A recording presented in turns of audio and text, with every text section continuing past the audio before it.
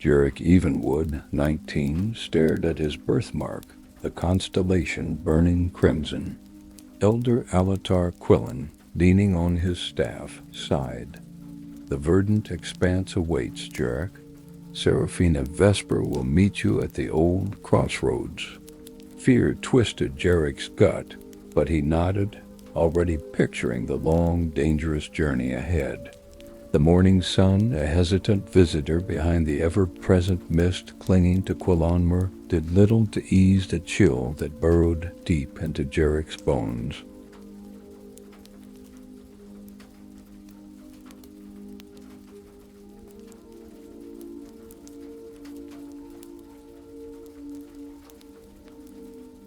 He stood at the edge of the village, the warm leather pack feeling heavier than it had any right to be. Within it lay a few meager rations, a water skin, and a small, tarnished silver locket, a memento of his mother, a woman he barely remembered. He glanced back at the village. Quillanmer, nestled as it was amidst the rolling hills, looked deceptively peaceful.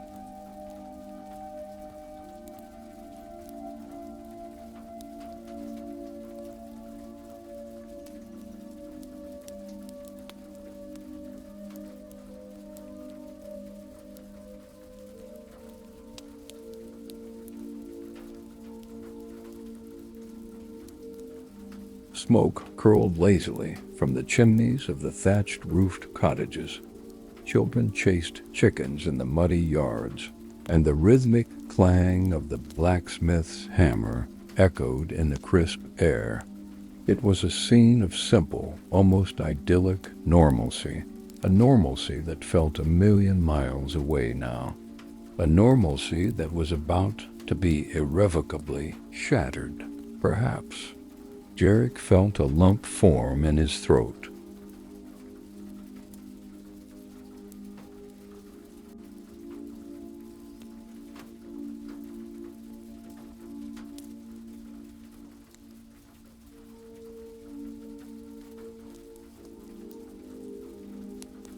He was leaving everything he knew, everything he loved, for a quest he didn't understand, driven by a prophecy he barely believed. He was no hero. He was just a shepherd, comfortable with the routine of tending his flock, the predictable rhythm of the seasons. Now he was supposed to save the world. The thought was almost laughable. He shifted his gaze to Elder Alatar, the old mage's study and quiet observation.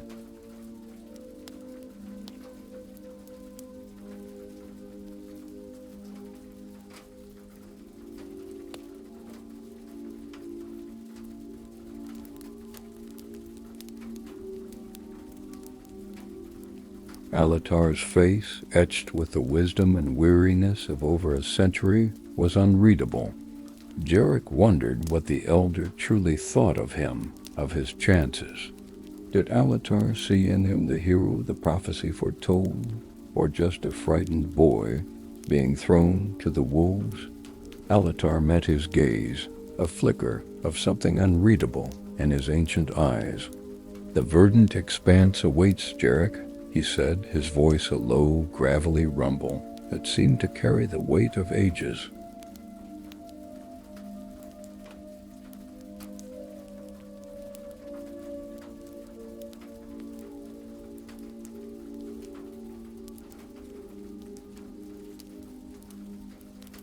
Seraphina Vesper will meet you at the old crossroads. Seraphina Vesper. The name conjured a different kind of fear, a fear mixed with a reluctant respect. He had seen her only a handful of times, always from a distance. She was a figure of legend in Quillanmer, a disgraced knight who had retreated to the village years ago, haunted by whispers of a past filled with blood and betrayal. He knew she was a formidable warrior, but he also knew she was a broken woman.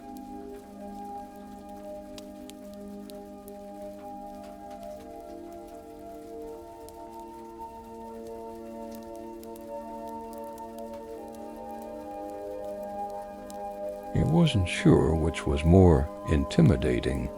Jarek swallowed hard, trying to quell the knot of anxiety twisting in his gut. He adjusted the pack on his shoulders, his fingers tracing the outline of the locket. His mother's face, captured in a miniature portrait within, seemed to offer a silent reassurance. He took a deep breath, the cold air stinging his lungs. "I'm ready," he said, the words sounding hollow even to his own ears. Alatar nodded slowly.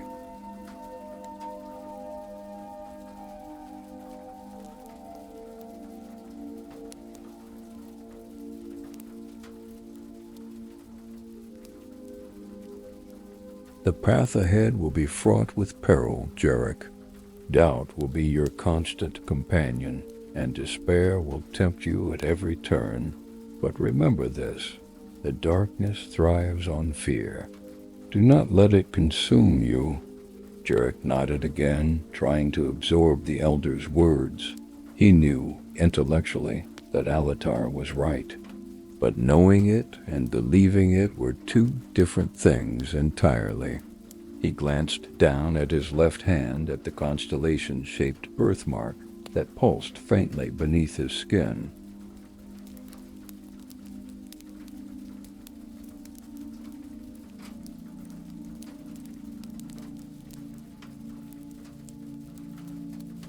It was a constant reminder of his destiny, a destiny he hadn't chosen and didn't particularly want. "Go now," Alatar said, his voice brooking no argument.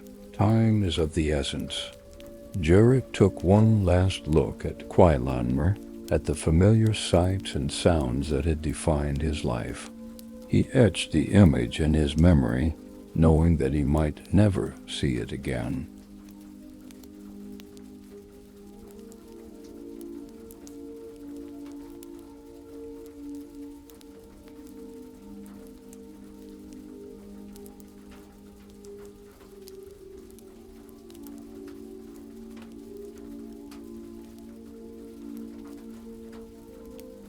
Then, with a deep breath, he turned and began to walk, his boots sinking slightly into the muddy path that led towards the verdant expanse. The verdant expanse? The name was a cruel joke. It was anything but verdant.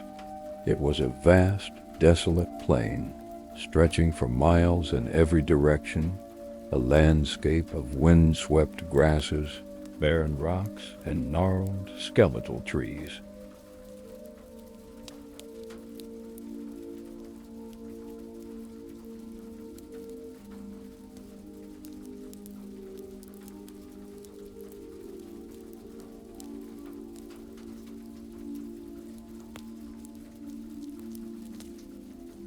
It was a place of whispers and shadows, a place where the wind carried the mournful cries of unseen creatures, a place where danger lurked behind every rise and fall in the terrain. As he walked, the village slowly receded behind him, swallowed by the mist and the rolling hills. He was alone now, truly alone, with nothing but his fear and the weight of the world on his young shoulders.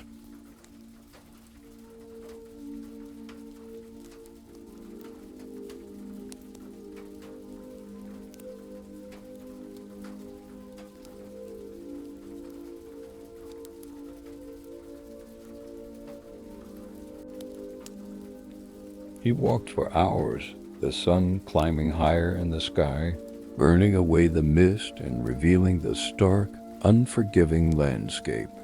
The wind picked up, whipping at his clothes and stinging his face. He pulled his worn woolen cloak tighter around him, trying to ward off the chill. He thought of Seraphina Vesper, of the old crossroads, of the journey ahead.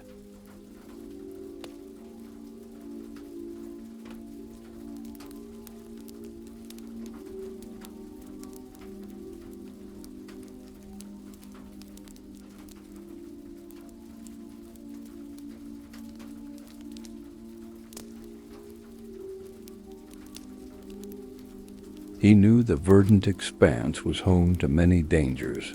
Packs of ravenous wolves, packs of gnarled fangs, monstrous beasts with razor-sharp teeth and a taste for human flesh, bandits who preyed on unsuspecting travelers. But he also knew that the greatest dangers were often the ones you couldn't see, the ones that lurked in the shadows, in the whispers in the corners of your own mind. He reached the old crossroads late in the afternoon.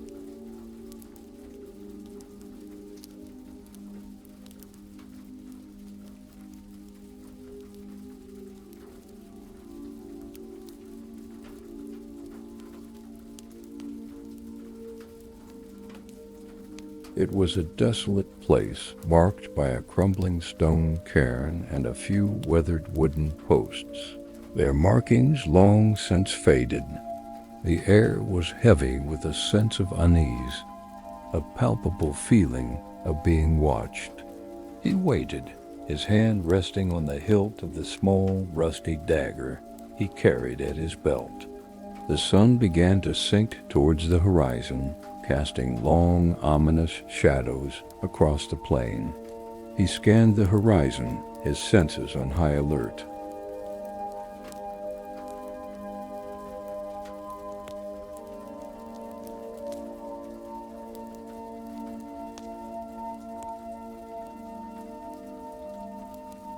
Every rustle of grass, every snap of a twig sent a jolt of adrenaline through his veins. Just as he was beginning to despair, a figure emerged from the shadows, riding a large black warhorse. It was Seraphina Vesper. Even from a distance, she cut an imposing figure. She was tall and broad-shouldered, with a stern, almost forbidding expression on her face. Her blonde hair, cropped short and streaked with gray, was plastered to her forehead by the wind.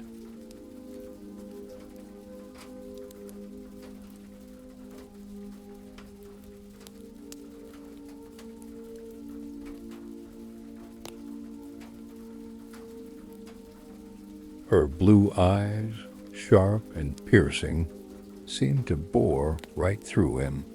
She wore a suit of battered leather armor, and a long silver sword was strapped to her back. She reined in her horse a few feet away from him, her gaze unwavering.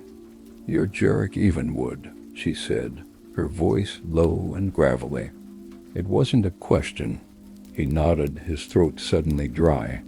"Yes," he managed to croak out. She dismounted her horse, the movement fluid and graceful, despite her size.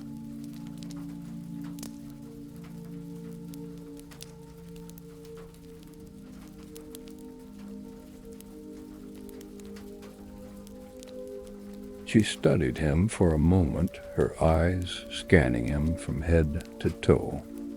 He felt like an insect under a microscope. "You don't look like much," she said finally, her lips twisting into a sardonic smile. Jarek bristled at the insult, but he held his tongue.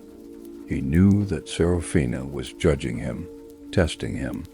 He knew that he had to prove himself to her, that he had to show her that he was worthy of her help.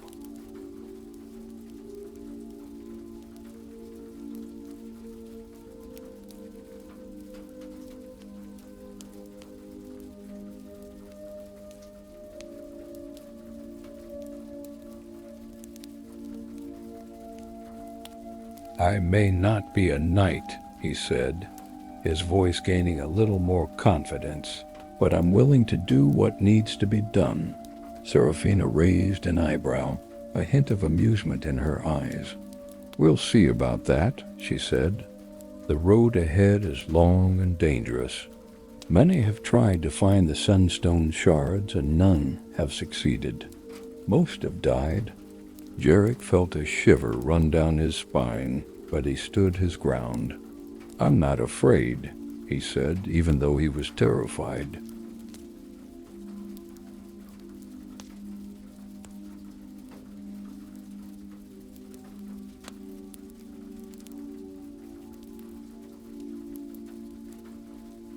Seraphina laughed, a harsh, humorless sound. "You will be," she said. "You will be." She turned and walked towards her horse, pulling a second set of reins from her saddlebag. "Here," she said, tossing the reins to Jarek. "You'll ride with me. We need to reach the Whispering Caves before nightfall.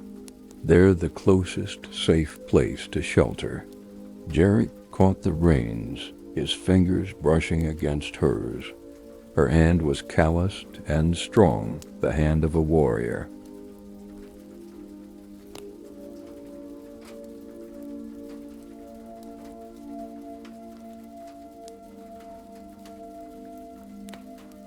He felt a strange mix of fear and excitement. He mounted the horse behind her, his arms wrapping awkwardly around her waist. The leather of her armor was cold and stiff against his skin. He could smell the scent of sweat, leather, and something else, something wild and untamed. Seraphina spurred the horse forward, and they set off across the verdant expanse, the setting sun painting the sky in hues of orange and purple. Jarek clung to her tightly, his heart pounding in his chest.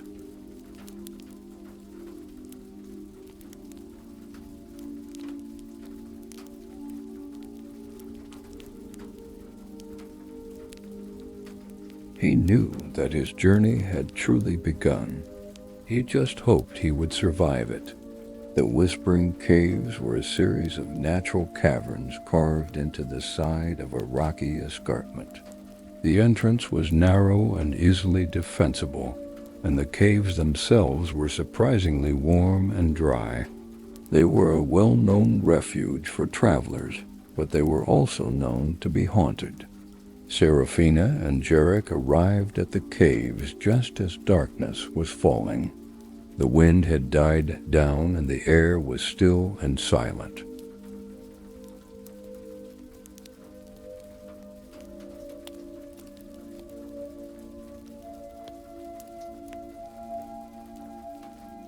The only sound was the gentle rustling of the grass. Seraphina dismounted her horse and led it into the entrance of the caves. Jarek followed close behind, his hand on the hilt of his dagger. He felt a prickling sensation on the back of his neck, as if he were being watched. The caves were dark and damp, but Seraphina produced a tinderbox and quickly started a small fire. The flames flickered and danced, casting eerie shadows on the walls of the cavern.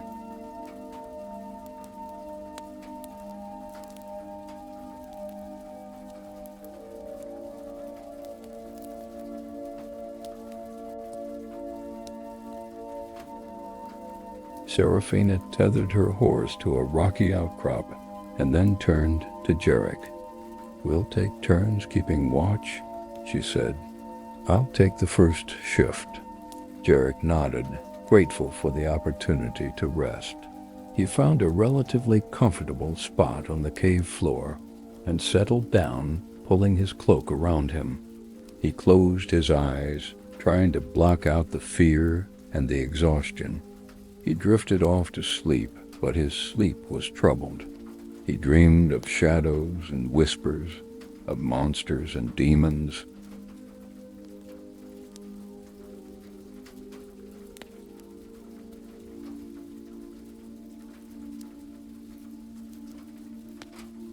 He dreamed of his mother, her face pale and drawn, her eyes filled with fear.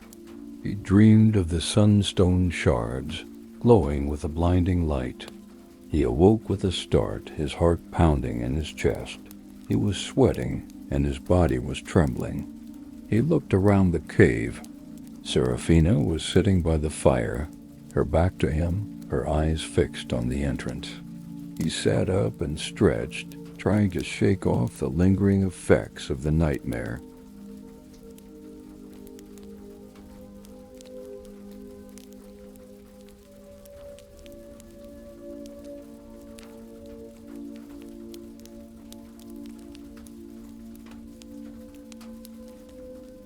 He felt a strange sense of unease, a feeling that something was wrong. He stood up and walked over to Serafina. "Everything all right?" he asked. Serafina didn't answer. She just continued to stare at the entrance of the cave, her hand resting on the hilt of her sword. Jarek followed her gaze. At first he saw nothing, but then he noticed a faint movement in the shadows. A pair of glowing red eyes. He gasped, his blood running cold. "What is that?" he whispered.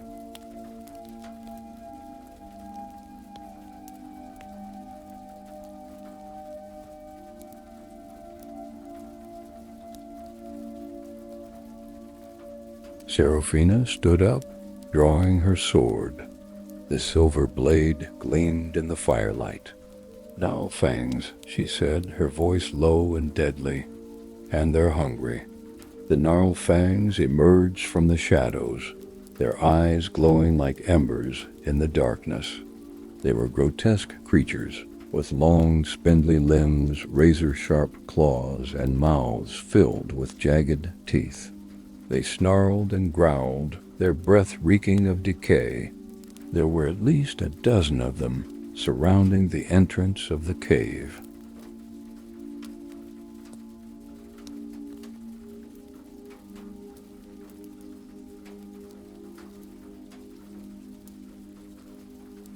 They were trapped. Serafina stepped forward, her sword held high. "Stay behind me," she said to Jarek. "And stay out of my way." Jarek swallowed hard, his fear threatening to overwhelm him. He knew that he was no match for these creatures. He was just a shepherd, not a warrior. But he also knew that he couldn't just stand there and watch Serafina fight them alone. He had to do something. He took a deep breath, trying to calm his racing heart. He reached for his dagger, his hand trembling.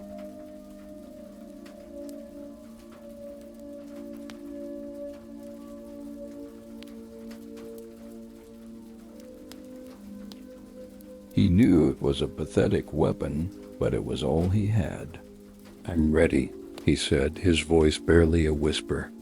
Serafina glanced back at him, her eyes filled with a mixture of pity and exasperation.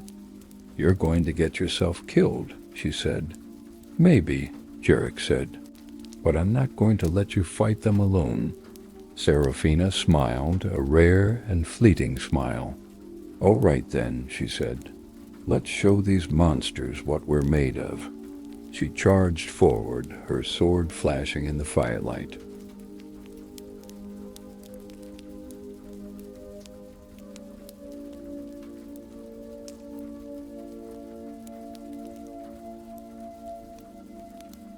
The battle had begun. The clash of steel against claws filled the cave, a cacophony of violence and desperation. Serafina moved with a speed and ferocity that belied her age, her sword a blur of silver. She cut down one gnarlfang after another, their bodies collapsing to the ground with sickening thuds. But the gnarlfangs were relentless, swarming around her, their claws and teeth tearing at her armor.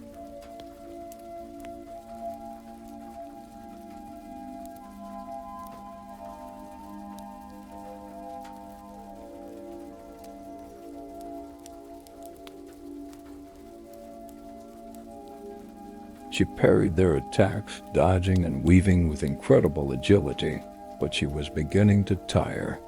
Jarek watched in horror, his dagger clutched tightly in his hand. He knew that he had to do something, but he didn't know what. He was paralyzed by fear, unable to move.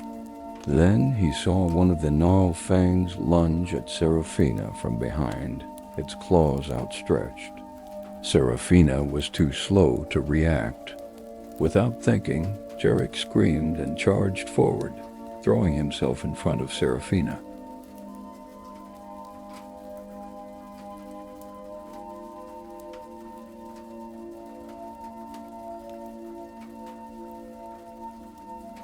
The gnarlfang's claws ripped into his shoulder, sending a searing pain through his body. He cried out in agony, stumbling backwards. Seraphina spun around, her eyes widening in horror. She saw Jarek fall to the ground, clutching his shoulder, blood gushing from the wound. A surge of rage coursed through her veins. She roared, a primal sound that echoed through the cave. She turned her fury on the gnarlfangs, her sword a whirlwind of death.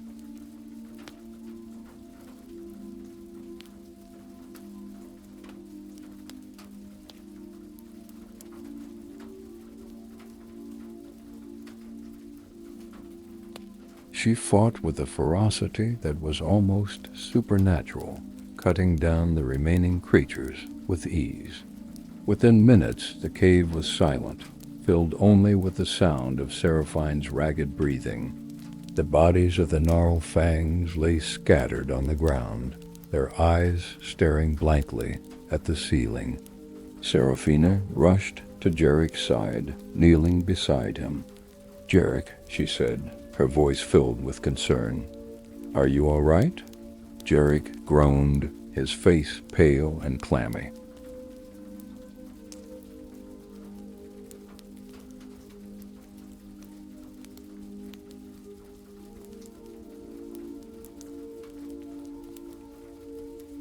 "I think so," he said, his voice weak, "but it hurts." Seraphina examined his wound. It was deep and ragged, but it didn't appear to be life-threatening. "It's just a scratch," she said, trying to reassure him. "I'll clean it and bandage it up." She ripped a strip of cloth from her tunic and began to clean the wound with water from her waterskin. Jarek winced in pain, but he gritted his teeth and tried to remain still.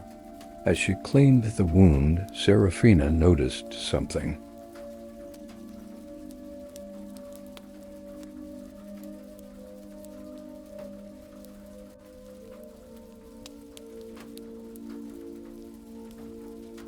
The constellation-shaped birthmark on Jarek's left hand was glowing, emitting a faint, ethereal light. She stared at it in amazement, her eyes wide with disbelief. She had heard the legends, the stories of the chosen one, the one who would bear the mark of the stars, but she had never believed them. Now she wasn't so sure. "Jarek," she said, her voice hushed with awe. "Do you know what this means?" Jarek looked down at his birthmark, his eyes filled with confusion.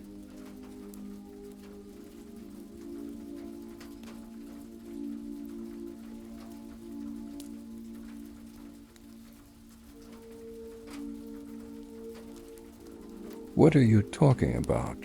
he asked. Seraphina took a deep breath, trying to compose herself. "You're the one," she said. "You're the one who's destined to save Erthos." Jarek stared at her, his mouth agape. "Me?" he said. "But I'm just a shepherd." "It doesn't matter what you are," Seraphina said. "What matters is what you're destined to be."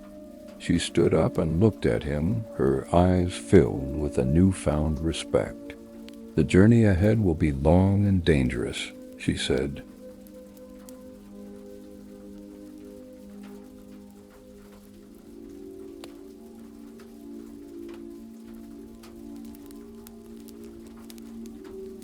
"But I'll be there with you every step of the way." Jarek looked at Seraphina, his heart filled with a mixture of fear and hope. He knew that his life had changed forever. He was no longer just a shepherd. He was something more. He was the hope of Erthos, and he had a very long way to go.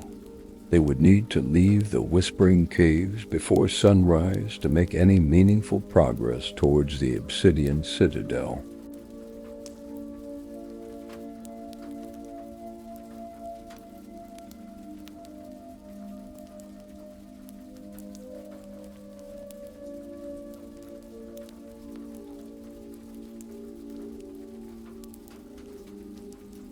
He wondered what challenges awaited them on the road ahead, and if they would be ready.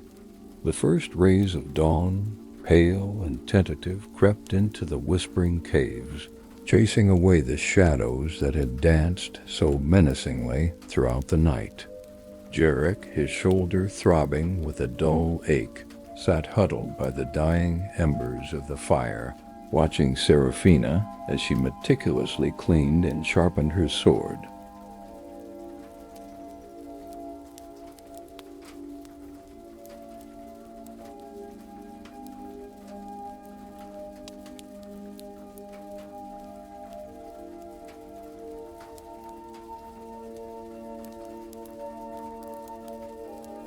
The air hung heavy with the smell of blood and burnt fur, a grim reminder of the night's brutal encounter. He glanced at his left hand, at the constellation-shaped birthmark that had glowed with such an otherworldly light. Seraphine's words echoed in his mind. You're the one who's destined to save Erthos." The weight of that destiny felt crushing, almost unbearable. He was just a shepherd, a simple boy from a quiet village.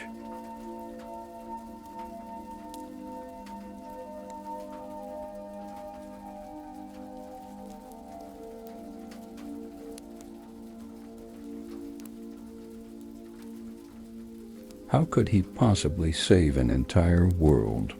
He noticed Seraphina watching him, her blue eyes filled with an unreadable expression. He knew she was still assessing him, trying to gauge his worthiness. He stood up, trying to project an air of confidence he didn't feel. "We should get moving," he said, his voice sounding stronger than he expected. "The obsidian citadel is still a long way off." Seraphina nodded, her gaze unwavering. "Aye," she said. "The sooner we reach Alatar, the better."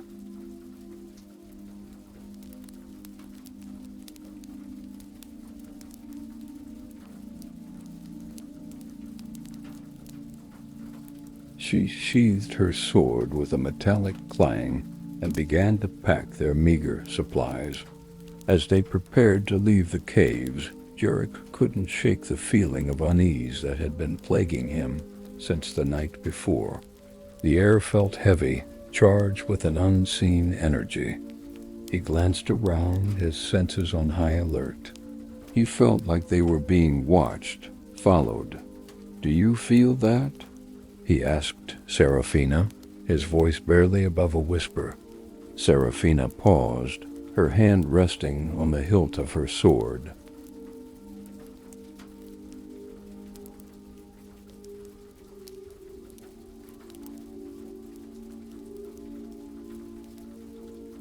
She closed her eyes for a moment as if listening to the wind.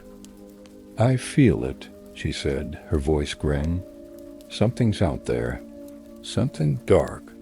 They emerged from the whispering caves into the pale light of dawn. The verdant expanse stretched before them, a vast and desolate landscape of windswept grasses and barren rocks. The air was still and silent, the only sound the gentle rustling of the grass. Seraphina mounted her horse, her eyes scanning the horizon.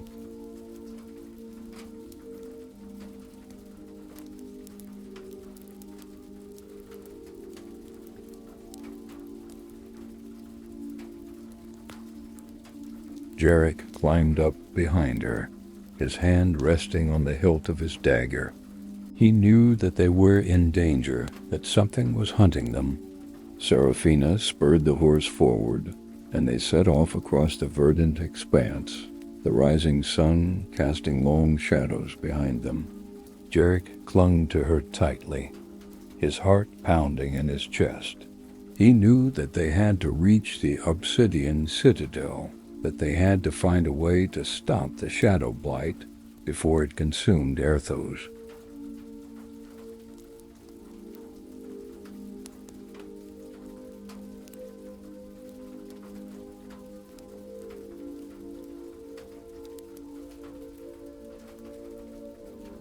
As they rode, Seraphina told Jarek more about the sunstone shards and the prophecy that foretold his destiny.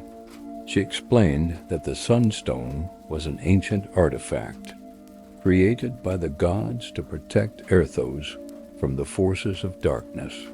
It had been shattered during the reclamation in 1487, scattered across the land. Only by finding the shards and reassembling the sunstone could they hope to defeat the Shadow Blight.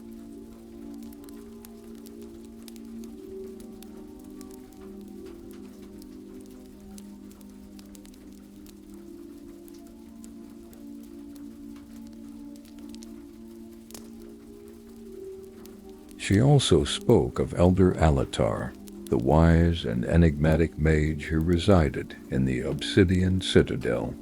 She described him as a powerful sorcerer, a scholar of ancient lore, and the only one who knew the secrets of the Sunstone. She warned Jarek that Alatar was not an easy man to understand, that his motives were often obscure, but she also said that he was their only hope. Jarek listened intently, trying to absorb everything she said.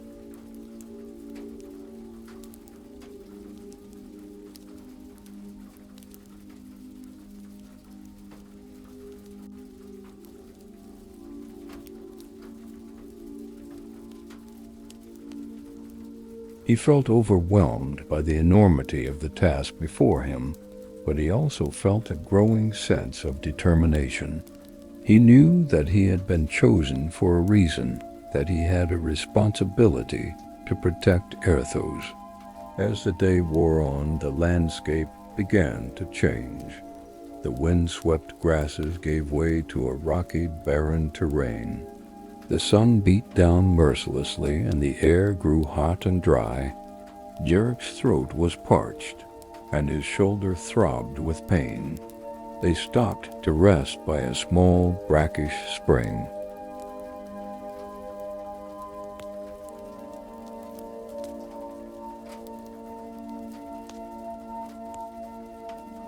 Seraphina allowed her horse to drink, and Jarek refilled their water skin. He splashed some water on his face, trying to cool down. As he was drinking, he noticed something glinting in the sunlight. He knelt down and brushed away the dirt and stones, revealing a small, tarnished silver coin. He picked it up and examined it. It was an ancient coin bearing the image of a long-forgotten king. He showed the coin to Seraphina. "Do you know what this is?" he asked.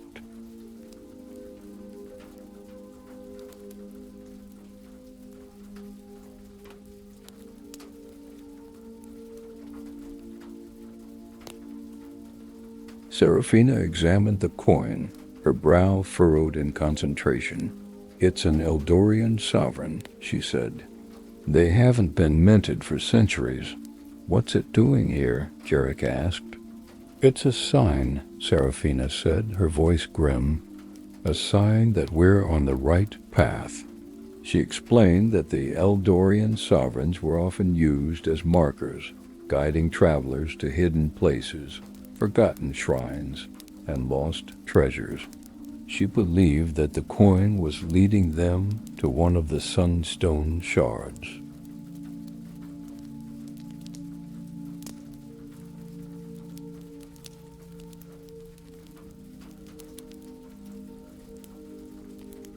Jarek felt a surge of hope.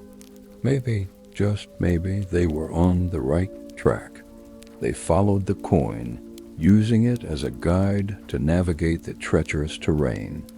They climbed over rocky hills, crossed dry riverbeds, and skirted around deep ravines. The landscape grew increasingly desolate and forbidding. As the sun began to set, they reached a narrow canyon. The walls of the canyon were steep and sheer, towering hundreds of feet above them.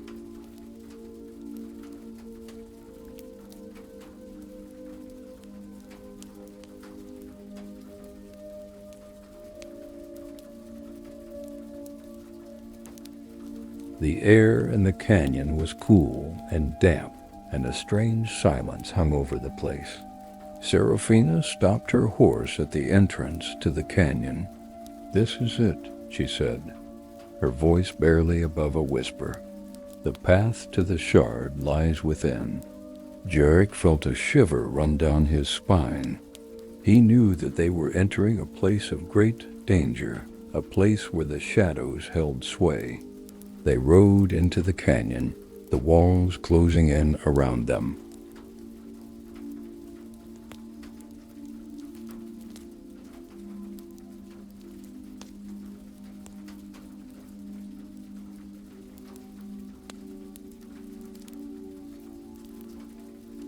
The darkness deepened, and the air grew heavy with the scent of decay. Jarek felt like they were being swallowed alive. As they ventured deeper into the canyon, they began to hear whispers, faint and indistinct. The whispers seemed to come from everywhere and nowhere, swirling around them like a ghostly wind. Jarek felt his heart pounding in his chest. He knew that the whispers were not natural, that they were the voices of the dead, the tormented souls trapped within the canyon.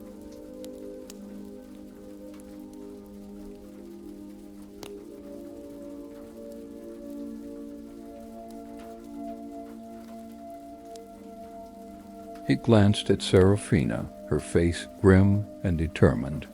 He knew that she could hear the whispers too, but she showed no sign of fear. They continued to ride, deeper and deeper into the canyon, the whispers growing louder and more insistent. Jarek felt like he was losing his mind. Suddenly, the canyon opened up into a small circular clearing. In the center of the clearing stood an ancient stone altar, covered in moss and lichen.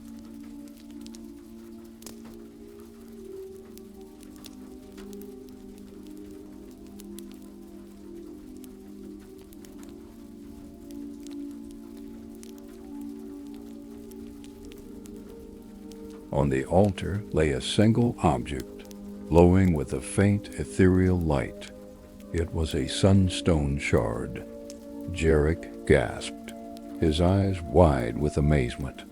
They had found it. They had actually found one of the shards. But as they approached the altar, a dark figure emerged from the shadows. It was a sorcerer, clad in black robes, his face hidden behind a grotesque mask. "You shall not have it," the sorcerer hissed, his voice a rasping whisper. "The power of the sunstone belongs to the Shadow Blight."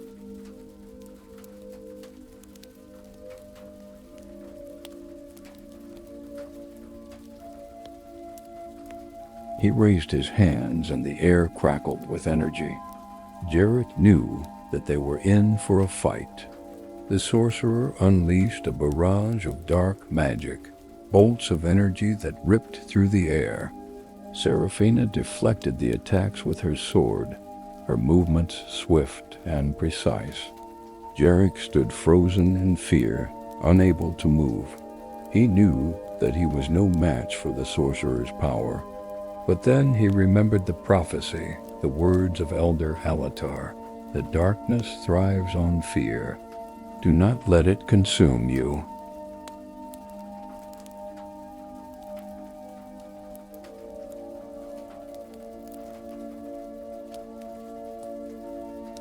He took a deep breath, trying to calm his racing heart. He closed his eyes for a moment, focusing on the light within him, the power that had been awakened by the constellation-shaped birthmark on his hand. He opened his eyes, his gaze fixed on the sorcerer. He felt a surge of energy coursing through his veins, a power that he had never known he possessed. He raised his hand and a bolt of pure white light shot forth, striking the sorcerer in the chest.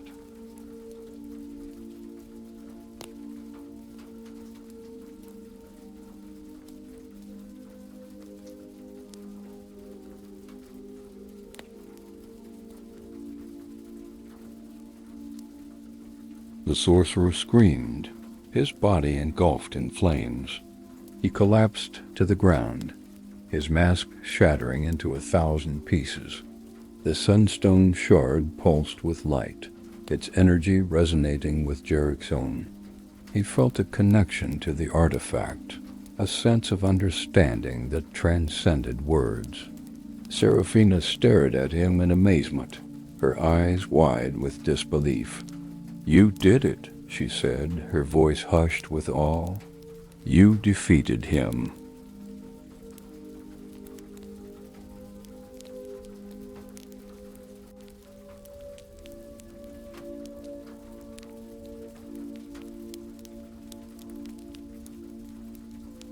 Jarek looked down at his hand, at the constellation-shaped birthmark that was now glowing brightly. He knew that he was changing, that he was becoming something more than just a shepherd. He was becoming a hero. They approached the altar and retrieved the sunstone shard. As Jarek held it in his hand, he felt its power flowing through him, strengthening him, healing him. He knew that they still had a long way to go, that there were many more dangers ahead.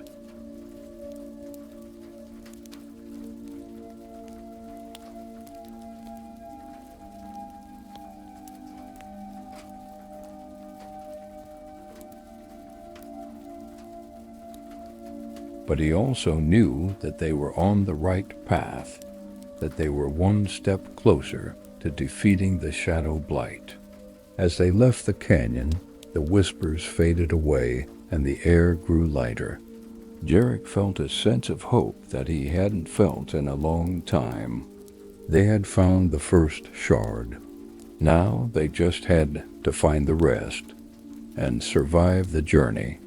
Seraphina thought aloud, musing on the cryptic map Alatar had given her, pointing to the next possible location.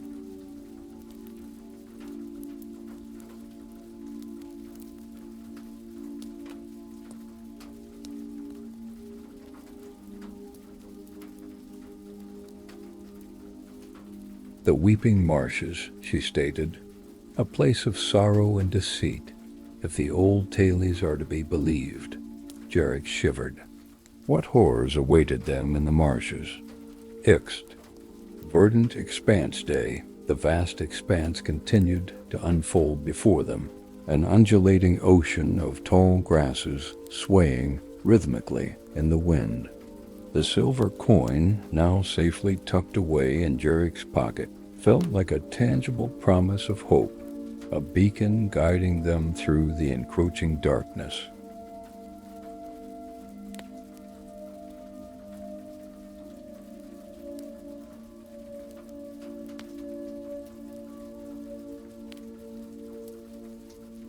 He rode behind Seraphina, his injured shoulder a dull ache that served as a constant reminder of the Gnarlfang attack.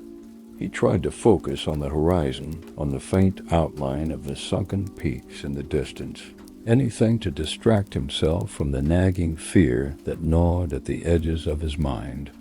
He couldn't shake the image of the sorcerer's burning face, the raw power he had unleashed in that brief, terrifying encounter.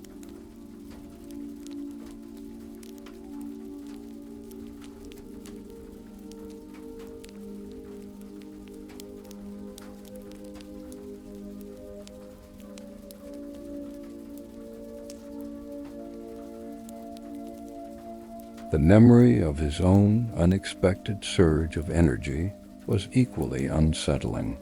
He was a shepherd, not a warrior, not a wielder of magic. Where had that power come from? Was it truly his or something else? Something ancient and dormant awakened by the sunstone shard? He voiced his concerns to Seraphina, his words tumbling out in a rush. That sorcerer, the way he used magic, it felt different than anything I've ever heard of. And then that power that came over me, I don't understand it.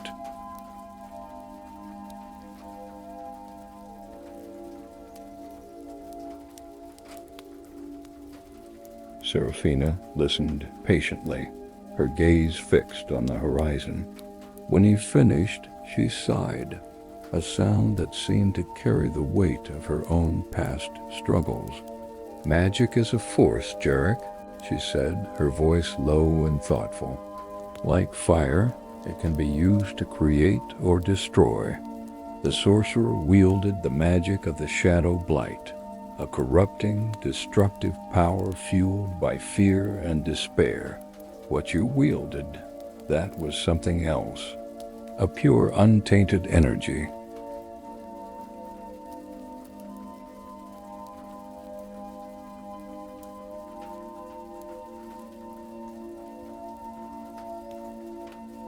Perhaps the sunstone itself has amplified your natural abilities, or perhaps it has awakened something that was already there, dormant within you. "But I don't know anything about magic," Jarek protested. "I've never even held a spell book." "Knowledge is not the only source of power," Serafina replied. "Sometimes instinct, courage, and a pure heart are far more potent than any spell. You acted to protect me, Jarek. That selfless act unlocked something within you."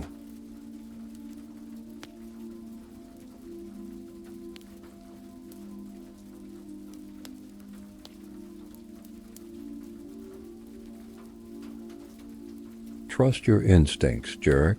They will guide you." He pondered her words, trying to make sense of it all. It was a lot to take in, especially for someone who had spent his entire life tending sheep. But he trusted Serafina. He sensed a deep well of wisdom and experience beneath her stoic exterior.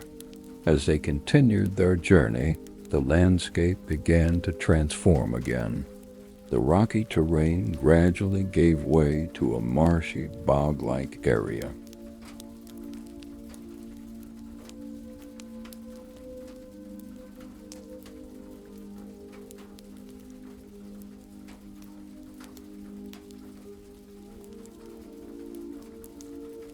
The air grew thick and humid, filled with the buzzing of insects and the croaking of frogs. The ground beneath their horses' hooves became soft and yielding, threatening to swallow them whole. "The weeping marshes," Serafina announced, her voice laced with caution. "A place of treacherous footing and hidden dangers. We need to be careful." The weeping marshes were a labyrinth of murky pools, tangled reeds, and gnarled cypress trees draped with Spanish moss.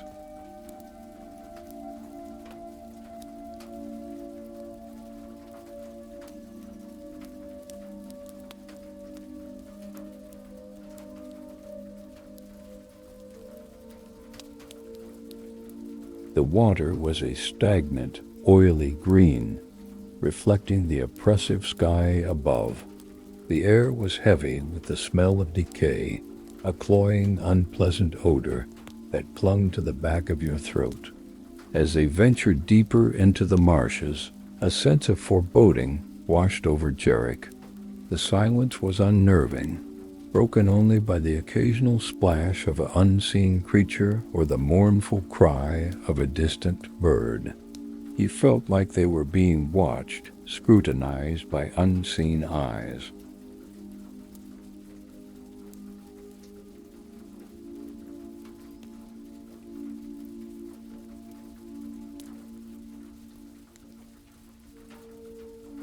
"There's something wrong here," he said to Serafina, his voice barely above a whisper.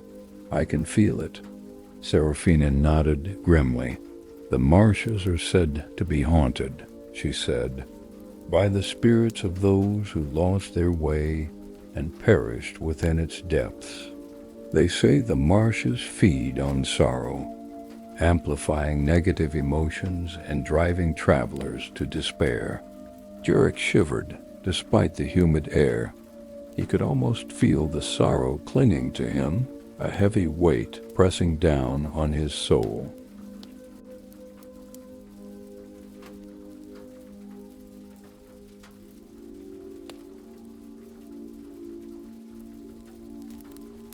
He tried to focus on the task at hand, on finding the next sunstone shard, but the oppressive atmosphere of the marshes made it difficult to concentrate. As they navigated the treacherous terrain, they came across several unsettling sights. The skeletal remains of animals half submerged in the murky water. Abandoned campsites, their tents ripped and tattered, their fires long extinguished.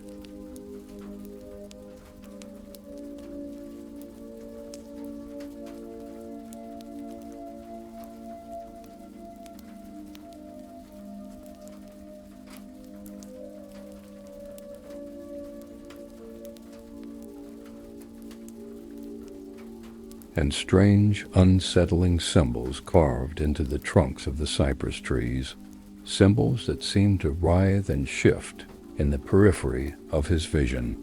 "What are those symbols?" Jarek asked, pointing to one of the carvings. Seraphina studied the symbol, her brow furrowed in concentration. "They're ancient warding sigils," she said, "used to protect against evil spirits. But they seem to be failing, or perhaps they're attracting something even worse."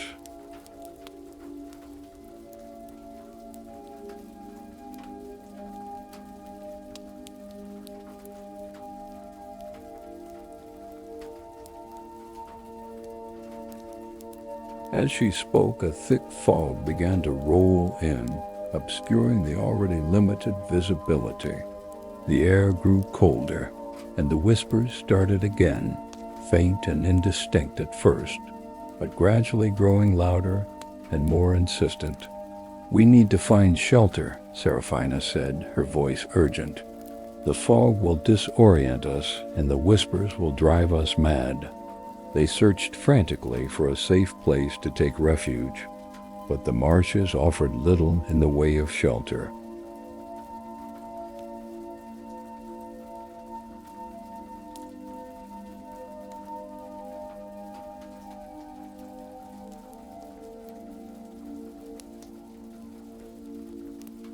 Finally, they stumbled upon a small, elevated island, a patch of dry land surrounded by a ring of cypress trees. "This will have to do," Seraphina said, dismounting her horse.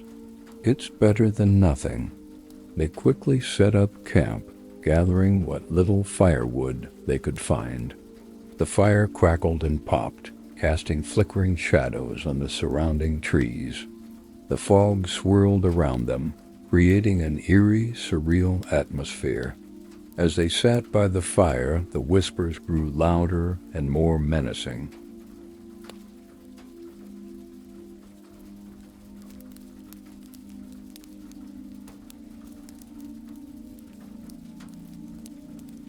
Jarek could hear voices calling his name, taunting him with his fears and insecurities. He clutched his head in his hands, trying to block out the voices, but they were relentless. "I can't take it anymore," he cried, his voice filled with anguish. "They're driving me crazy." Seraphina placed a hand on his shoulder, her touch firm and reassuring. "Focus, Jarek," she said. "Don't let the whispers control you. They're just trying to break your spirit."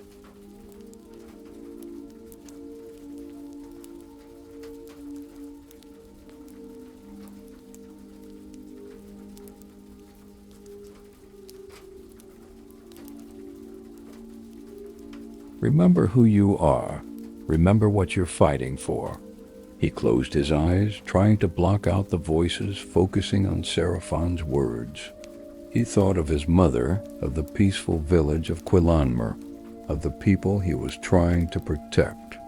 He remembered the feel of the sunstone shard in his hand, the surge of power that had coursed through him. Gradually, the whispers began to fade, replaced by a sense of calm and resolve. He opened his eyes, his gaze clear and determined.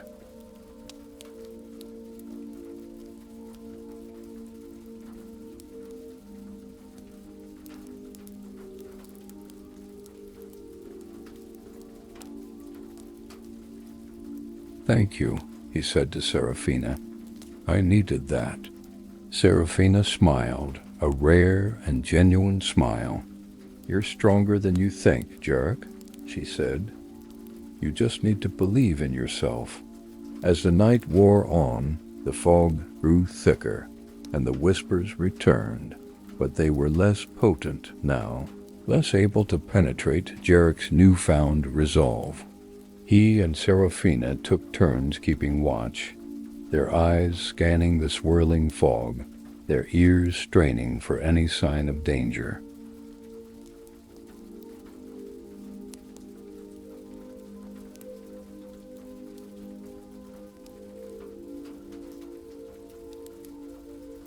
Just before dawn, as the first rays of light began to pierce through the fog, they heard a sound, a low, guttural growl that seemed to emanate from the depths of the marshes. "What was that?" Jarek whispered, his heart pounding in his chest. Serafina stood up, her sword drawn. "Something big," she said, "and it's coming this way." The growl grew louder, closer, followed by the sound of crashing reeds and snapping branches. Jarek could feel the ground trembling beneath his feet.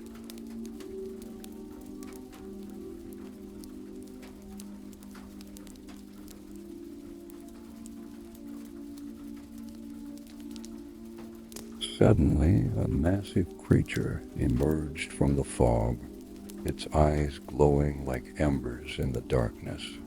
It was a mire-stalker, a hulking beast with thick, scaly skin, razor-sharp claws, and a gaping maw filled with rows of jagged teeth.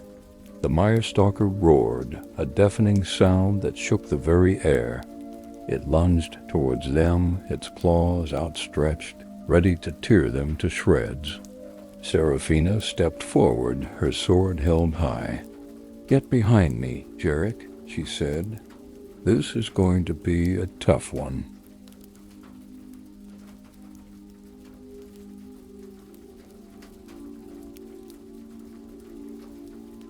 Jarek knew that he couldn't just stand there and watch Serafina fight this monster alone.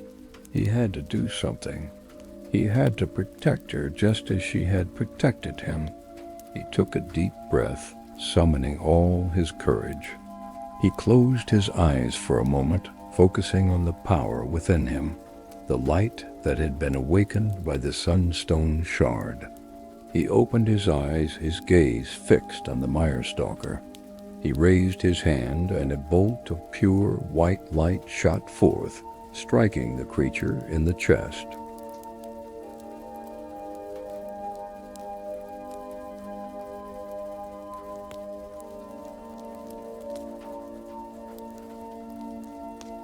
The mire-stalker roared in pain, its body convulsing.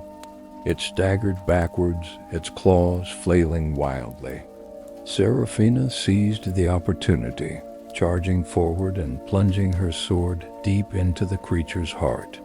The mire-stalker let out one final, agonizing roar before collapsing to the ground, its body twitching. Jarek stood there, his chest heaving, his body trembling. He had done it. He had helped to defeat the mire-stalker.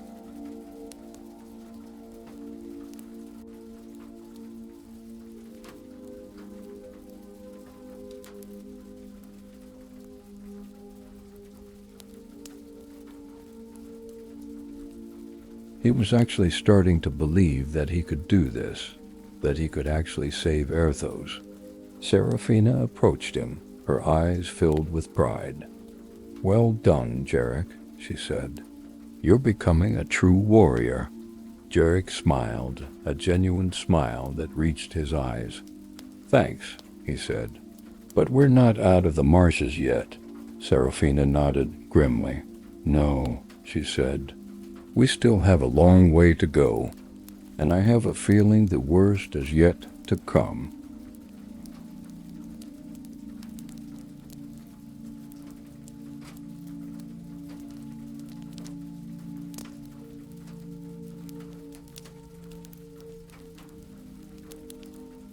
She pointed towards the east, where the fog was beginning to thin. The map Alatar gave me mentions a ruined temple further along this path. It's said to be guarded by illusions and the echoes of past sorrows. She paused, a flicker of unease in her eyes. But it also speaks of a hidden spring blessed by the light. We must find that spring. It may be the key to navigating what lies ahead. Jarek steeled himself.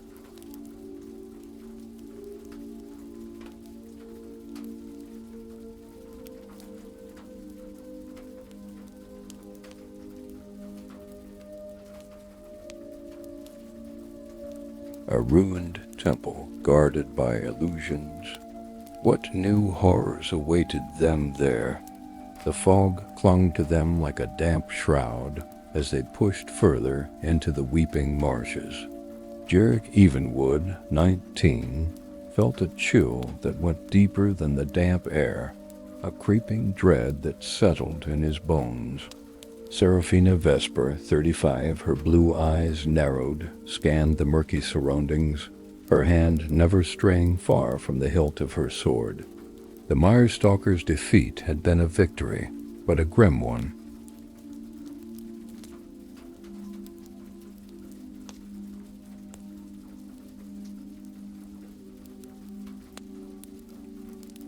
It served as a stark reminder of the dangers that lay ahead, the forces of darkness that were tightening their grip on Erthos. Jarek's unexpected burst of light had saved them, but it also left him feeling exposed, vulnerable. He still didn't understand where that power came from or how to control it. It was like a wild animal caged within him, straining to be released. The map Elder Alatar Quillen, 112, had entrusted to them was proving to be less than helpful.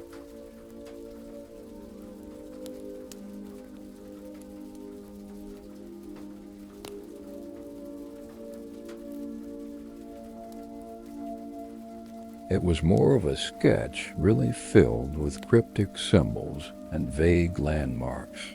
According to it, the ruined temple lay due east, but in this labyrinth of tangled vegetation and shifting fog, east felt like a constantly moving target. "Do you see anything?" Jarek asked, his voice barely above a whisper. Serafina shook her head. "Just more fog and more marsh," she replied. "This place is a maze. We need to find higher ground, get a better vantage point."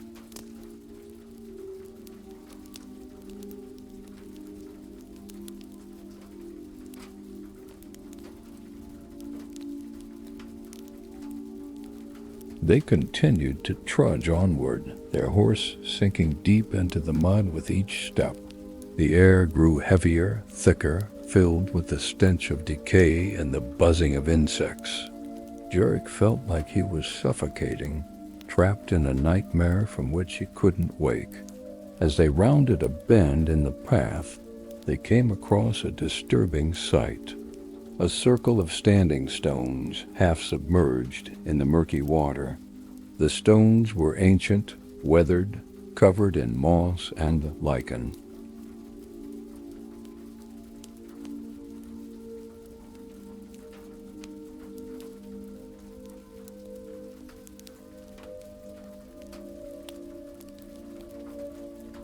Strange symbols were carved into their surfaces, symbols that seemed vaguely familiar, yet unsettlingly alien. "What is this place?" Jarek asked, his voice filled with unease. Serafina dismounted her horse, approaching the stones cautiously. She ran her hand over one of the carvings, her brow furrowed in concentration. "This is an ancient ritual site," she said. "A place where sacrifices were made to appease the spirits of the marshes."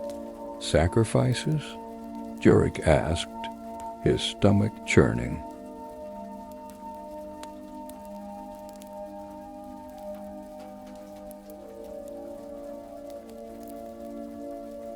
What kind of sacrifices? Serafina didn't answer, her gaze fixed on the stones. He could see the pain in her eyes, the memories that were surfacing.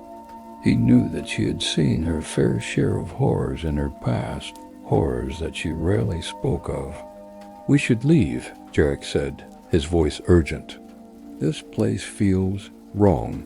Serafina nodded, her expression grim. "I agree," she said. "Let's get out of here."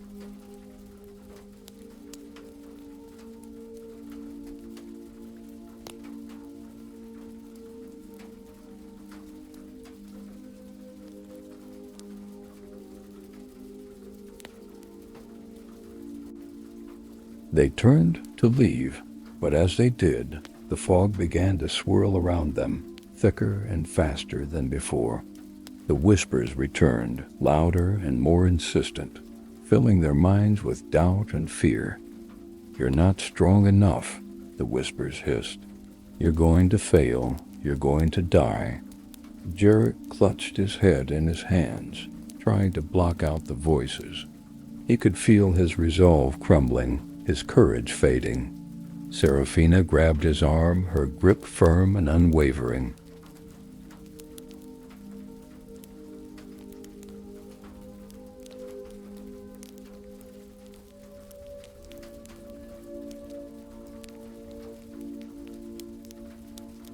"Don't listen to them, Jarek," she said. "They're just trying to break you. Focus on the light, remember why you're here." He closed his eyes, focusing on the image of the sunstone shard, the feeling of its power coursing through him. He thought of his mother, of Elder Alatar, of the people of Quailanma. He thought of Serafina, her strength and her unwavering determination.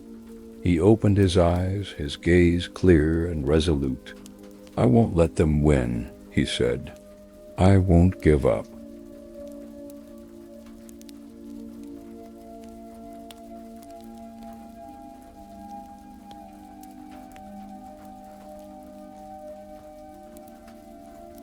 He reached out his hand, touching one of the standing stones. As he did, a surge of energy coursed through him, a feeling of warmth and power.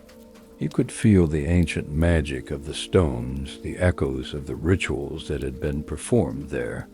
Suddenly, the fog began to dissipate, the whispers faded, and the world around them seemed to sharpen into focus.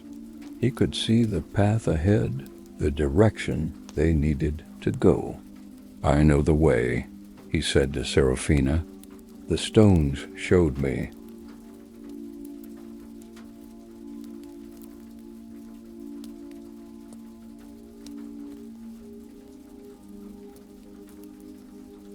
Serafina looked at him with a mixture of surprise and admiration. "You truly are something special, Jarek," she said. "Let's go. The temple awaits."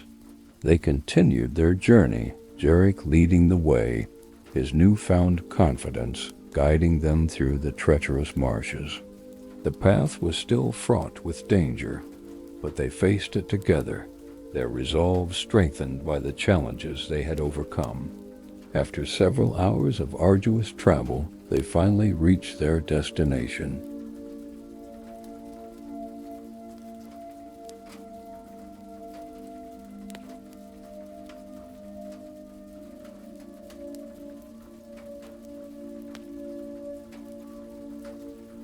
The ruined temple stood before them, a crumbling edifice of stone and moss, shrouded in fog and silence. It was a desolate and forbidding place, a testament to the ravages of time and the power of the shadow blight. The temple was built on a small hillock, overlooking a stagnant pool of water. The walls were cracked and crumbling. The roof had long since collapsed, and the entire structure was overgrown with vines and weeds.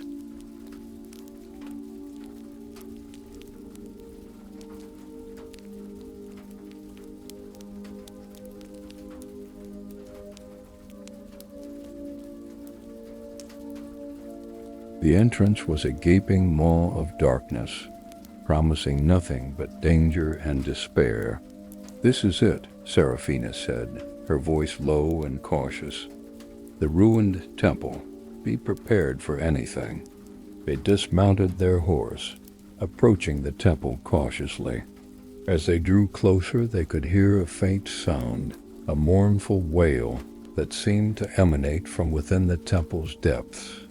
"What is that sound?" Jarek asked, his heart pounding in his chest. Seraphina shook her head. "I don't know," she said.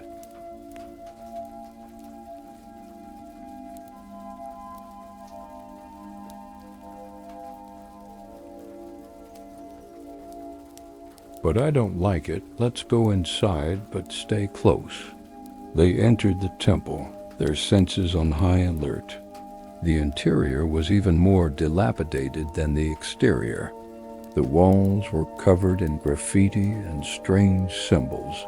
The floor was littered with debris and rubble, and the air was thick with the smell of mildew and decay. The mournful wail grew louder as they ventured deeper into the temple. It seemed to be coming from a large chamber at the far end of the structure.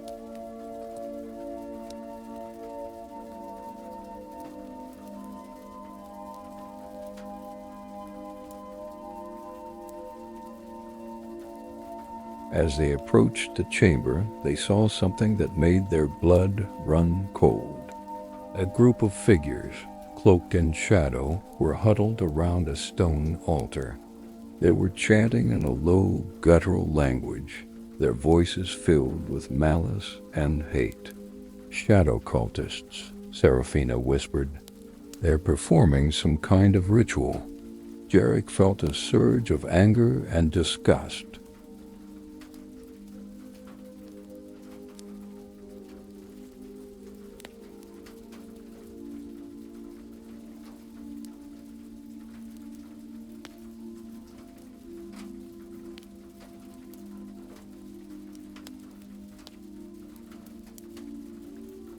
These were the people who were spreading the shadow blight, who were corrupting the land and destroying everything he held dear. "We have to stop them," he said, his voice filled with determination. Seraphina nodded. "I agree," she said, "but be careful. They're powerful and dangerous." They drew their weapons, preparing to confront the cultists. As they did, the cultist turned to face them, their eyes glowing with an eerie, unnatural light.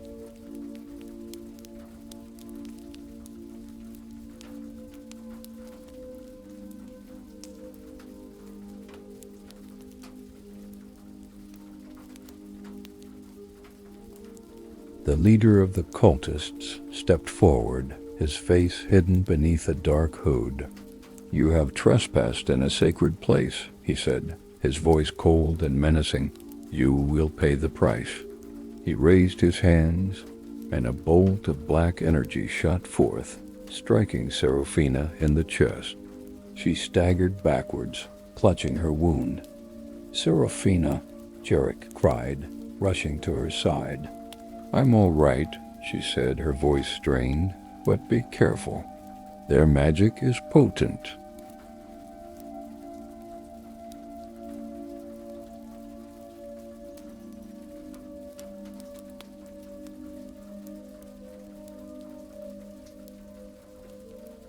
Jarek turned to face the cultists, his heart filled with rage. He raised his hand, summoning the power of the Sunstone Shard. A bolt of pure white light shot forth, striking the cultist leader in the face. The leader screamed in agony, his body convulsing.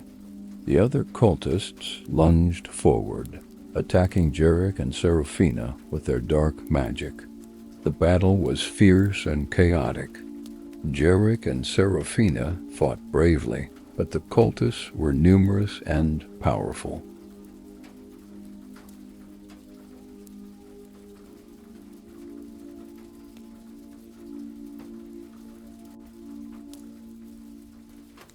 Jarek felt himself weakening, his energy draining away.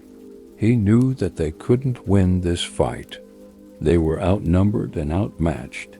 Suddenly, he remembered the words of Elder Alatar. "The Sunstone Shard is not just a weapon," the old mage had said. "It is also a key to unlocking the hidden power within you."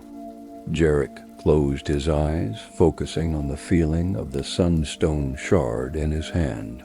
He reached deep within himself, searching for that hidden power.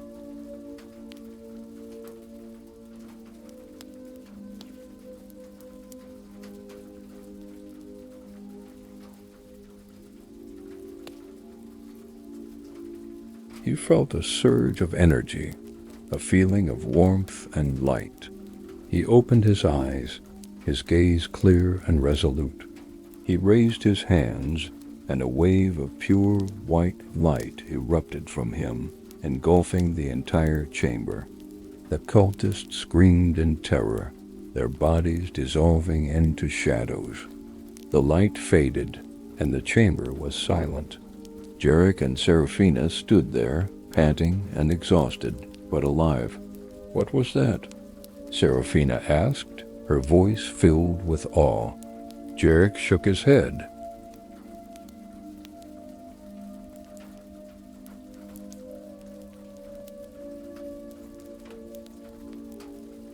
"I don't know," he said, "but I think I'm finally starting to understand my destiny."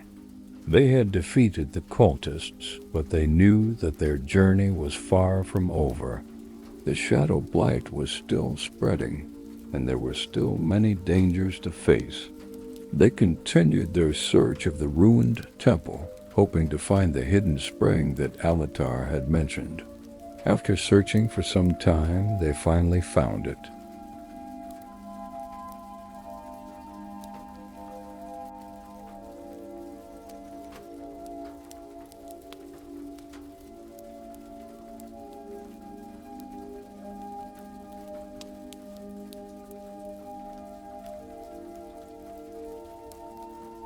It was a small, unassuming pool of water, hidden in a secluded corner of the temple. The water was crystal clear, shimmering with an ethereal light. "This is it," Seraphina said, her voice filled with hope. "The blessed spring." They approached the spring, kneeling down to drink its water. As they did, they felt a surge of energy coursing through them, a feeling of peace and tranquility. The water seemed to cleanse their bodies and souls, washing away the darkness and despair.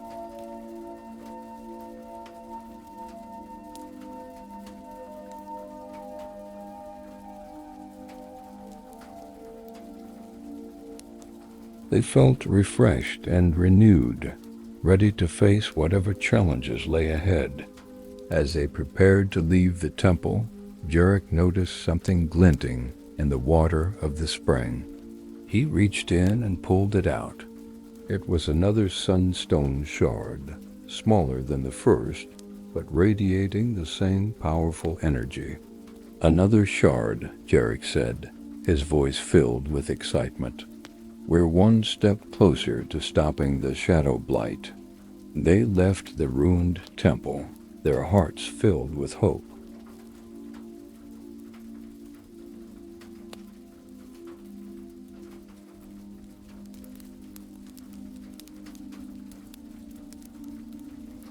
They knew that their journey would be long and arduous, but they were determined to see it through to the end. As they walked away from the temple, now bathed in the soft light of the setting sun, Jarek couldn't shake the feeling that they were being watched. He glanced back, but saw nothing but swirling fog and crumbling stones. The weeping marshes held their secrets close, and Jarek knew that they had only scratched the surface of the darkness that lurked within.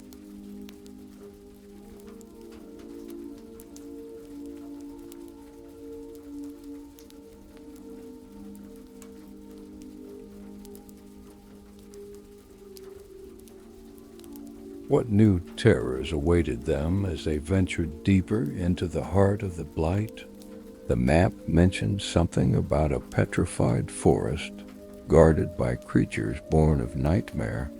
The verdant expanse stretched endlessly, a sea of green under an indifferent sky. Jarek Evenwood, 19, still felt the phantom pain in his shoulder, a souvenir from the Gnarlfang. He rode behind Seraphina Vesper, 35, trying to ignore the gnawing anxiety that had become his constant companion.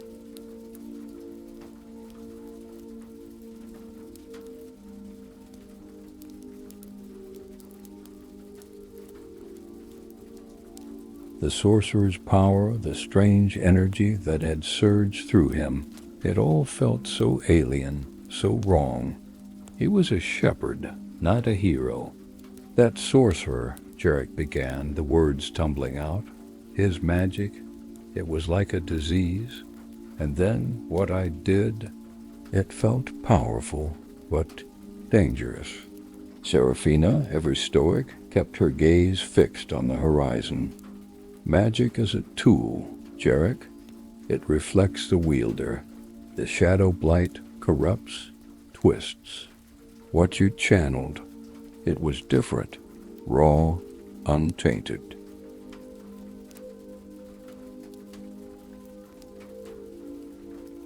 The sunstone, perhaps, is amplifying something already within you. But I don't understand it, he protested. I've never studied magic. Understanding isn't always necessary, Seraphina countered. Instinct is a powerful guide. You acted to protect me. That's what matters. Trust your gut, Jarek. He pondered her words, feeling the weight of responsibility pressing down on him. The landscape began to change, the open plains giving way to a sprawling marshland.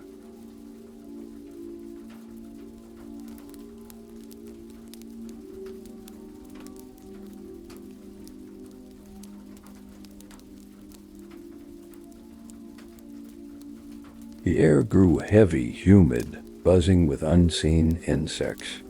The horses' hooves sank deeper into the soft earth.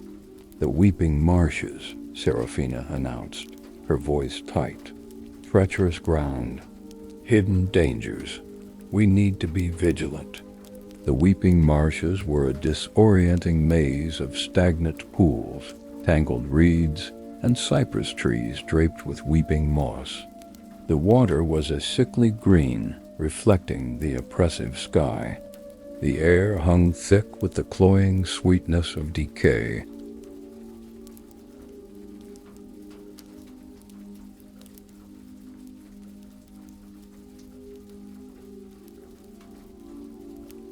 A sense of unease settled over Jarek. The silence was broken only by the occasional splash or the mournful cry of a distant bird. He felt like they were being watched. Something's not right, he whispered to Seraphina. I can feel it. Seraphina nodded grimly. They say the marshes are haunted by those who lost their way, consumed by despair. This place feeds on sorrow, amplifies it. Jarek shivered. He could almost feel the sorrow clinging to him, a heavy weight on his soul.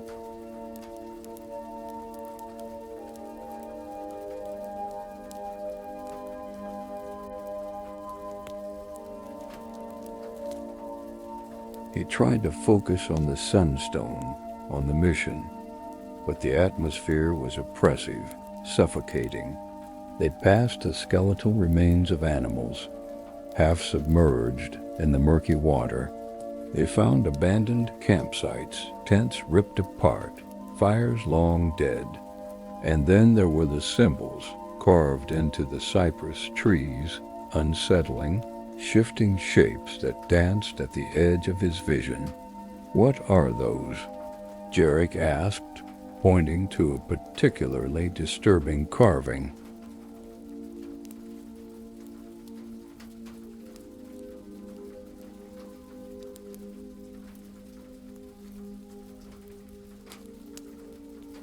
Seraphina studied it, her brow furrowed. Warding sigils. Ancient. Meant to protect against evil. But they're failing or attracting something worse. As she spoke, a thick fog began to roll in, reducing visibility to near zero. The air grew colder, and whispers began, faint at first, then growing louder, more insistent. "We need shelter," Seraphina urged. "The fog will disorient us. The whispers will drive us mad." They searched frantically, but the marshes offered little refuge.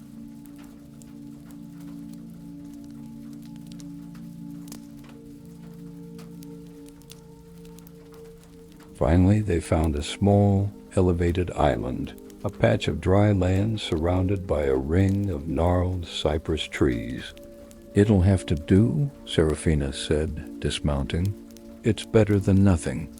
They set up camp quickly, gathering what meager firewood they could find. The fire crackled, casting dancing shadows on the fog-shrouded trees. The whispers intensified, voices calling his name, taunting him with his fears, his inadequacies. "I can't take it," Jarek cried, clutching his head.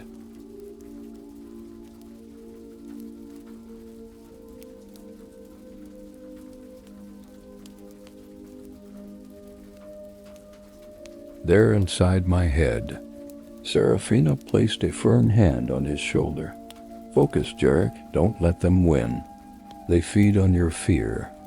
Remember who you are. Remember what you're fighting for." He closed his eyes, fighting the voices, focusing on Seraphine's words. He thought of his mother, of Quailanmer, of the innocent people he was trying to protect. He remembered the feeling of the sunstone shard, the power that flowed through him.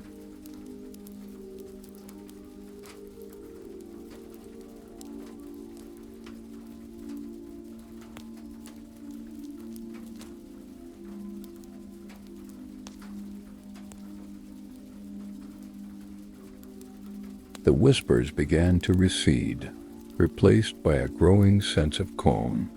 He opened his eyes, his gaze clear. "Thank you," he said to Seraphina.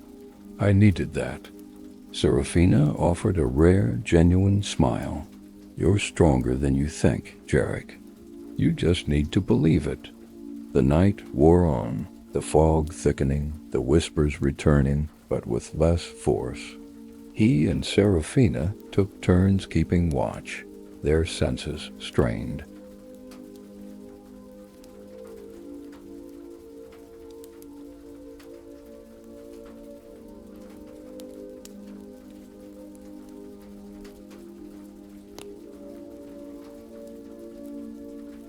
Just before dawn, as the first rays of light pierced the fog, they heard a low, guttural growl emanating from the depths of the marsh. What was that? Jarek whispered, his heart pounding. Seraphina stood, her sword drawn. Something big. And it's coming this way. The growl grew louder, closer, followed by the sound of crashing reeds and snapping branches. The ground trembled. A massive creature emerged from the fog, its eyes glowing like hot coals.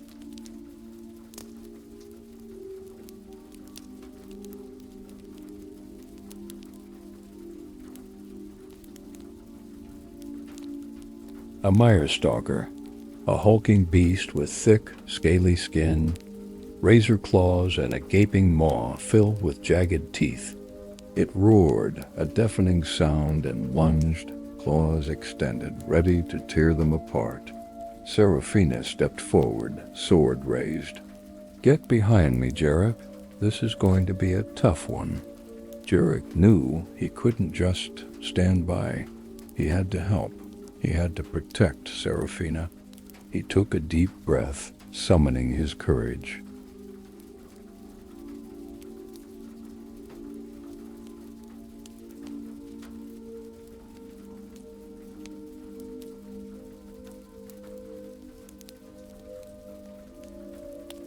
He closed his eyes, focusing on the power within him, the light awakened by the sunstone shard.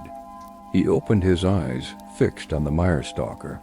He raised his hand, and a bolt of pure white light shot forth, striking the creature in the chest.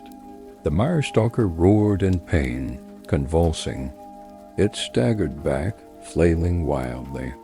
Seraphina seized the moment, charging forward and plunging her sword into the creature's heart.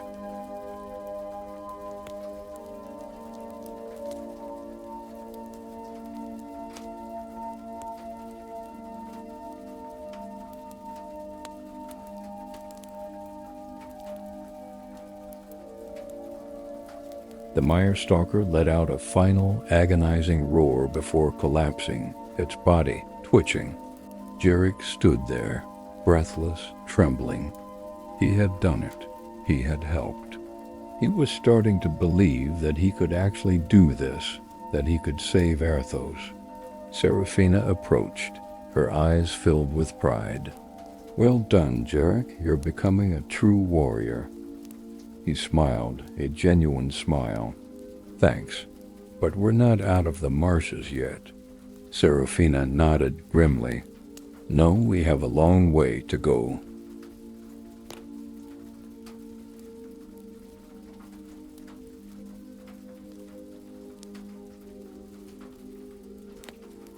"And I have a feeling the worst is yet to come."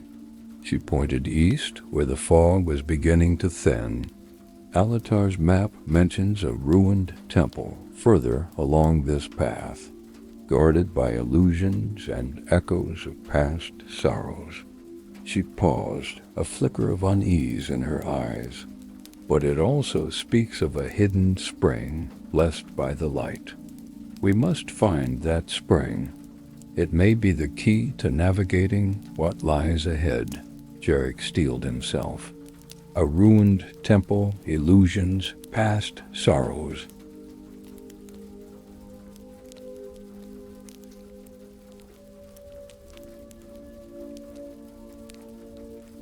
What horrors awaited them now? The fog, cold and clinging, pressed in as they ventured deeper. The defeat of the Myrstalker, while a victory, felt hollow. A brief respite in an encroaching darkness. Jarek's burst of light, while effective, left him feeling drained, vulnerable. The sheer power of it frightened him. It was an untamed force, something he didn't fully understand, something that could easily consume him.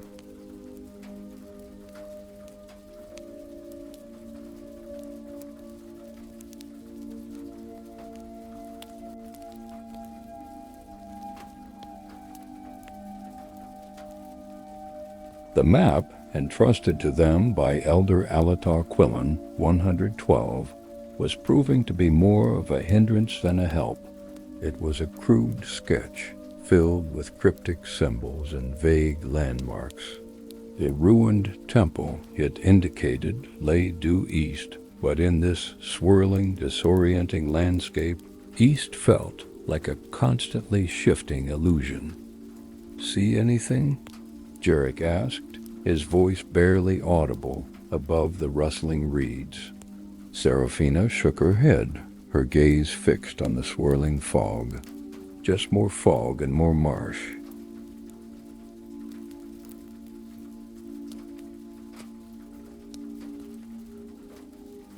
"This place is a labyrinth. We need to find higher ground, get a better vantage point." They pushed onward, the horse struggling through the mud. The air grew heavier, thick with the stench of decay and the incessant buzzing of insects. Jarek felt like he was drowning, trapped in a suffocating nightmare. Rounding a bend in the path, they stumbled upon a circle of standing stones, half submerged in the murky water. The stones were ancient, weathered smooth by time, covered in moss and lichen.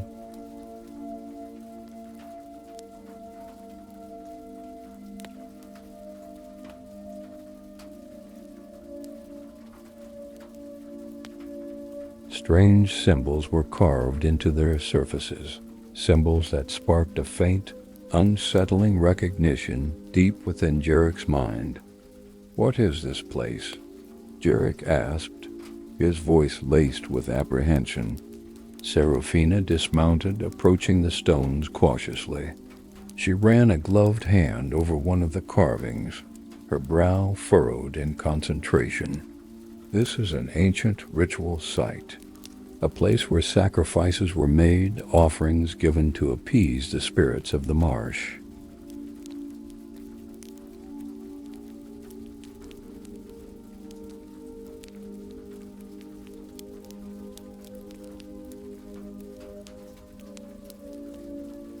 "Sacrifices?" Jarek's stomach churned. "What kind of sacrifices?" Seraphina remained silent, her gaze fixed on the stones. Jarek could see the shadows in her eyes, the ghosts of her past rising to the surface. He knew that she carried burdens he could barely imagine. "We should leave," Jarek said, his voice urgent. "This place feels wrong." Seraphina nodded, her expression grim. "I agree. Let's get out of here."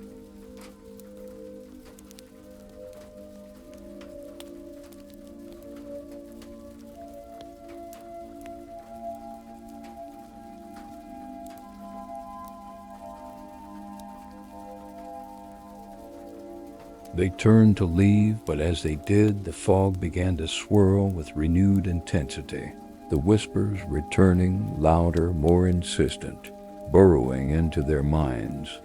"You're not strong enough," the whispers hissed. "You're destined to fail. Darkness awaits." Jarek clutched at his head, trying to shut out the voices. He felt his resolve wavering, his courage draining away. Seraphina gripped his arm, her touch a lifeline. "Don't listen to them, Jarek. They're feeding on your fear."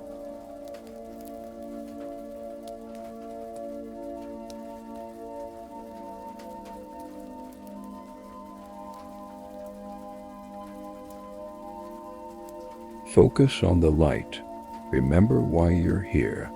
He squeezed his eyes shut, focusing on the image of the sunstone shard, the memory of its warmth and power. He thought of his mother, of Elder Alatar, of the people of Quelanmer, their faces etched with worry and hope. He thought of Seraphina, her unwavering strength, her quiet determination. He opened his eyes, his gaze clear and resolute. "I won't let them win," he said, his voice firm. "I won't give up."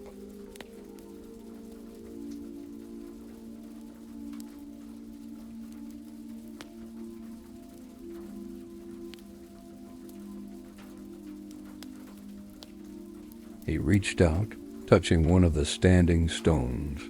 As his fingers brushed against the cold, damp surface, a surge of energy coursed through him, a feeling of connection to something ancient and powerful. He could feel the echoes of the rituals, the whispers of the past, the lingering presence of the spirits that haunted this place. Suddenly the fog began to dissipate, the whispers faded to a murmur, and the world around them seemed to sharpen into focus.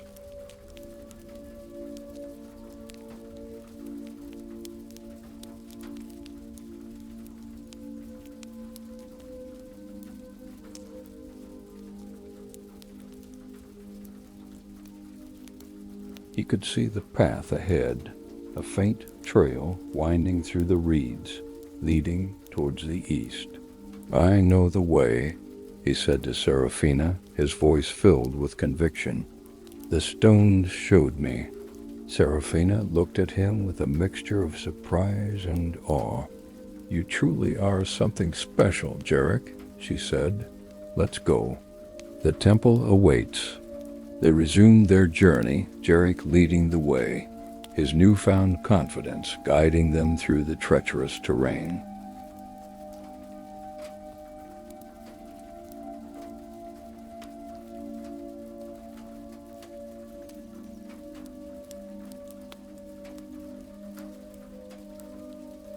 The path remained fraught with peril, but they faced it together, their resolve strengthened by the challenges they had overcome.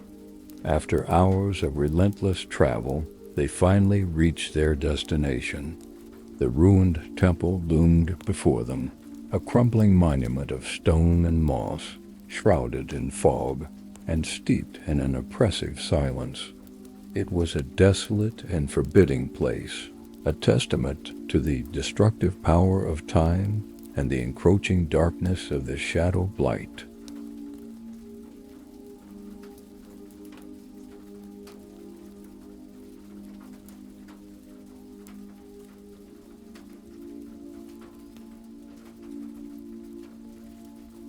The temple stood atop a small, overgrown hillock, overlooking a stagnant pool of black water. The walls were cracked and crumbling, the roof had long since collapsed, and the entire structure was overrun with creeping vines and tenacious weeds. The entrance was a gaping maw of shadow, promising nothing but danger and despair. "This is it," Seraphina said, her voice low and cautious. "The ruined temple. Be prepared for anything." They dismounted, approaching the temple with deliberate care.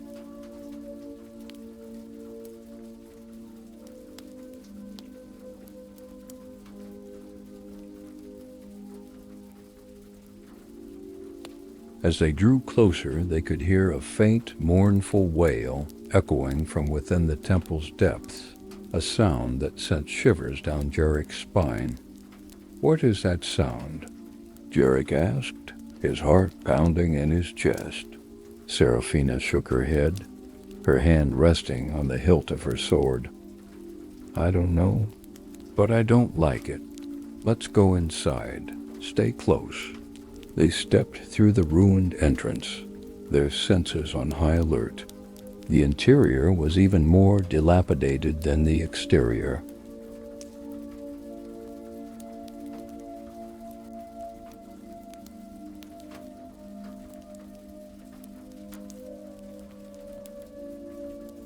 The walls were covered in crude graffiti and unsettling symbols.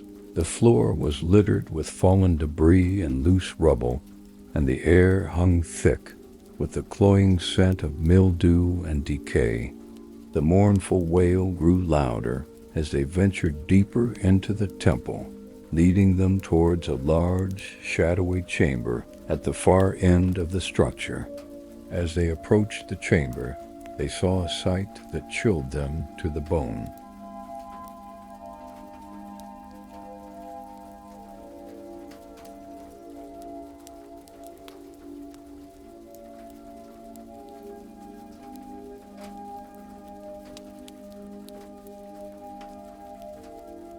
A group of figures, cloaked in dark robes, were huddled around a stone altar, their faces obscured by deep shadows. They were chanting in a low, guttural language, their voices filled with malice and hate. "Shadow cultists," Seraphina whispered, her voice barely audible.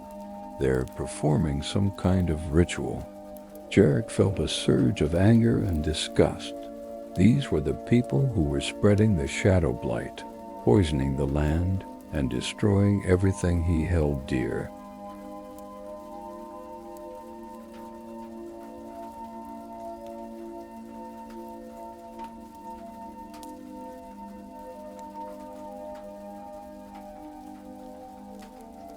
He wanted to charge in to stop them, but he knew that he had to be careful. "We have to stop them," he said, his voice filled with grim determination. Seraphina nodded, her eyes narrowed. "I agree, but be cautious. They are powerful and dangerous. We need a plan." Before they could formulate a strategy, one of the cultists turned, his head snapping in their direction, as if he had sensed their presence. His eyes glowing with an eerie, unnatural light, fixed upon them.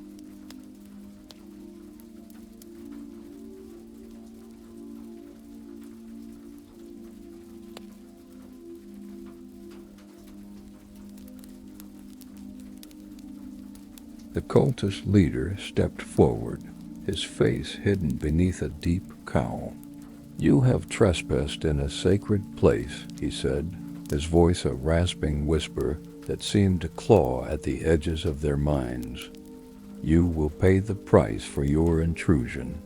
He raised his hands, and a bolt of crackling black energy shot forth, striking Seraphina squarely in the chest.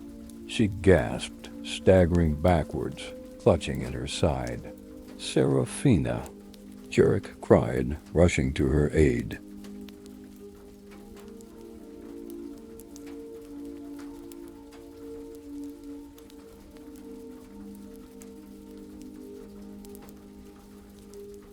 "I'm all right," she said, her voice strained but firm.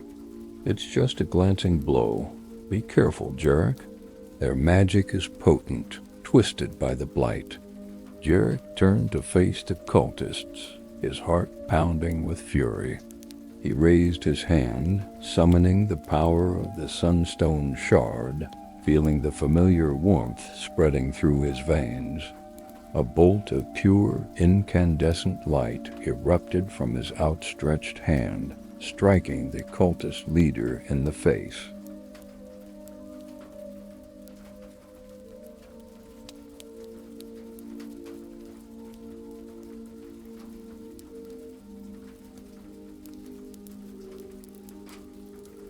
The leader screamed in agony, his body convulsing, the unnatural light in his eyes flickering and dying. The remaining cultists surged forward, attacking Jarek and Seraphina with a barrage of dark magic. Shadowy tendrils lashed out, seeking to bind them, and whispered curses filled the air, attempting to erode their resolve. The battle was fierce and chaotic. Jarek and Seraphina fought bravely, their movements fluid and precise, but the cultists were numerous and relentless.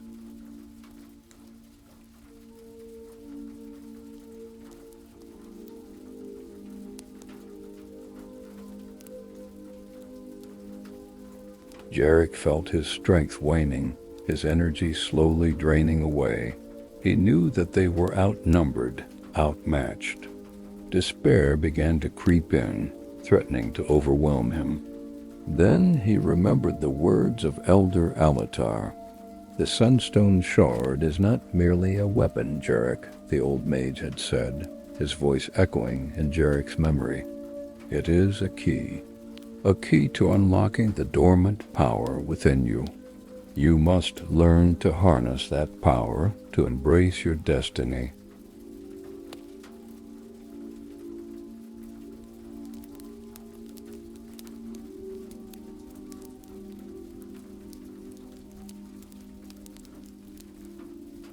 Jarek closed his eyes, focusing on the sensation of the sunstone shard nestled in his palm.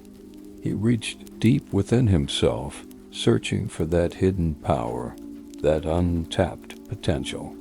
He felt a surge of energy, a feeling of warmth and light expanding outwards from his core. He opened his eyes, his gaze clear and unwavering. He raised his hands, and a wave of pure white light erupted from him, engulfing the entire chamber.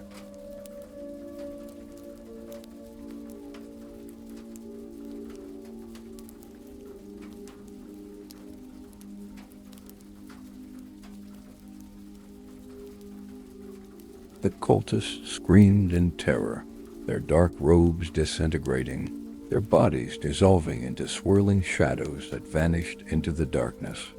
The light subsided, and the chamber fell silent. Jarek and Seraphina stood there, panting and exhausted, but alive. The air felt cleaner, lighter, purged of the lingering taint of the shadow blight. "What was that?" Seraphina asked, her voice filled with awe and wonder. Jarek shook his head, his mind still reeling from the experience.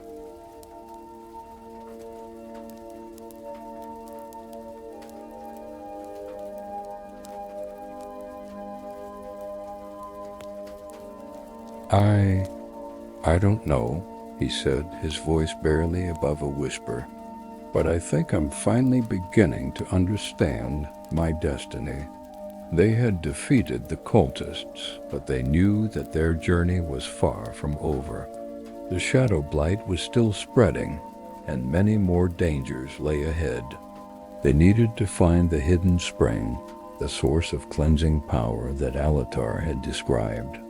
They continued their search of the ruined temple, their hopes renewed.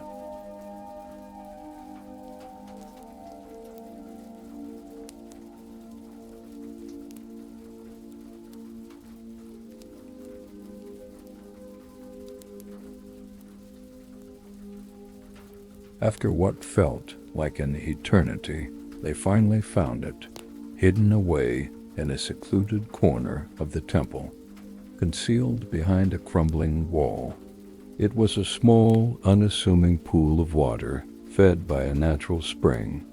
The water was crystal clear, shimmering with an ethereal light that seemed to emanate from within.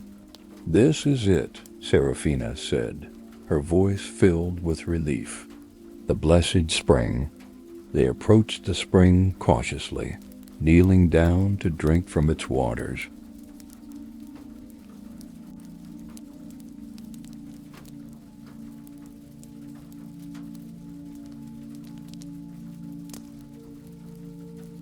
As they did, they felt a surge of revitalizing energy coursing through them, a profound sense of peace and tranquility washing over them. The water seemed to cleanse their bodies and souls, purging the lingering effects of the cultists' dark magic, washing away the fear and despair that had plagued them for so long. They felt refreshed and renewed, ready to face whatever challenges lay ahead. As they prepared to leave the temple, Jarek noticed something glinting in the water of the spring.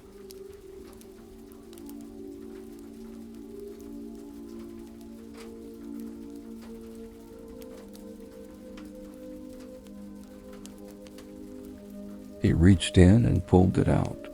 It was another sunstone shard, smaller than the first, but radiating the same potent energy. "Another shard," Jarek said, his voice filled with excitement and renewed hope. "We're one step closer to stopping the shadow blight." They left the ruined temple, their hearts filled with determination. They knew that the road ahead would be long and arduous, but they were committed to seeing their mission through to the end.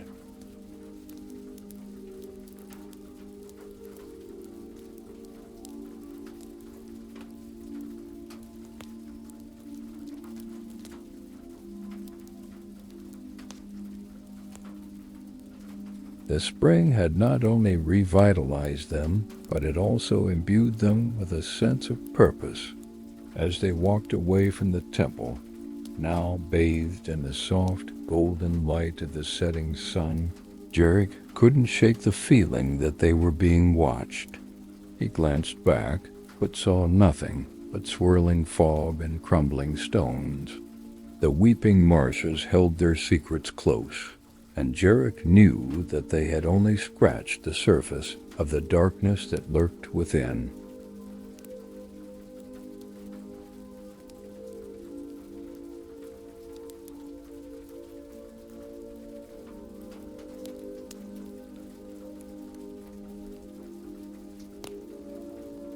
The path ahead, according to the cryptic map, led to the petrified forest, a place where the very trees had been turned to stone by some ancient cataclysm.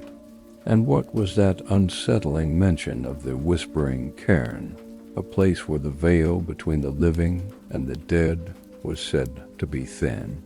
The petrified forest loomed, a silent testament to some forgotten tragedy. Trees, once vibrant and alive, stood frozen in time, their branches reaching skyward like skeletal fingers.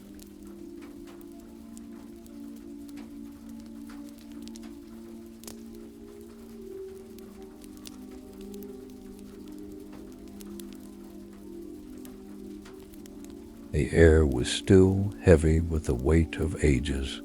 Serafina, ever vigilant, scanned the perimeter. This place, it feels wrong, like a graveyard but for trees. Jarek nodded, his hand instinctively going to the sunstone shard hidden beneath his tunic. The energy radiating from it was faint, a mere whisper compared to the surge he'd felt at the temple. He hoped it would be enough. They entered the forest, the silence pressing in on them.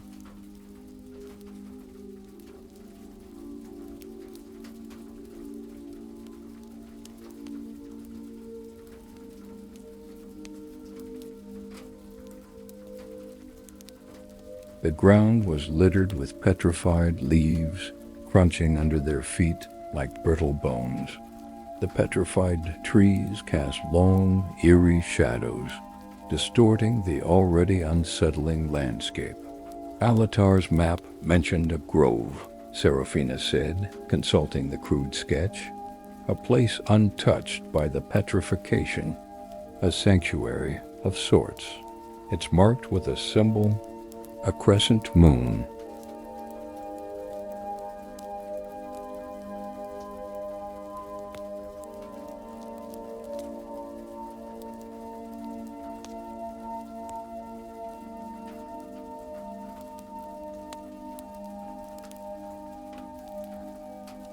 They searched for hours, the silence broken only by the occasional rustle of unseen creatures and the wind whistling through the petrified branches, creating mournful, haunting sounds.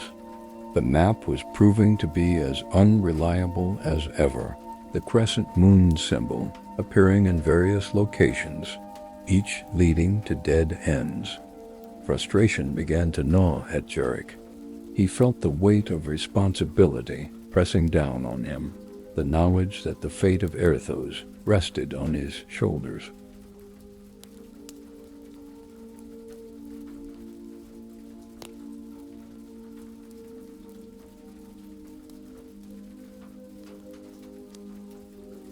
He was just a shepherd, thrust into a role he wasn't prepared for.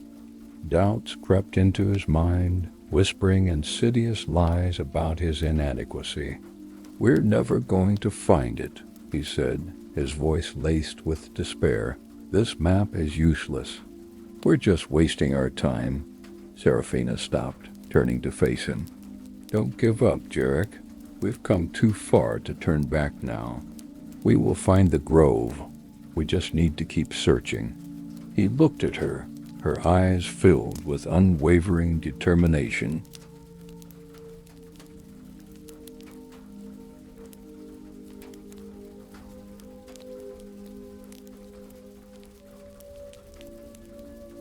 Her strength was a beacon in the encroaching darkness, a reminder of why he was doing this. "You're right," he said, his voice regaining its resolve. "We can't give up." They continued their search, their spirits renewed. As the sun began to set, casting long, distorted shadows across the petrified landscape, they stumbled upon a clearing.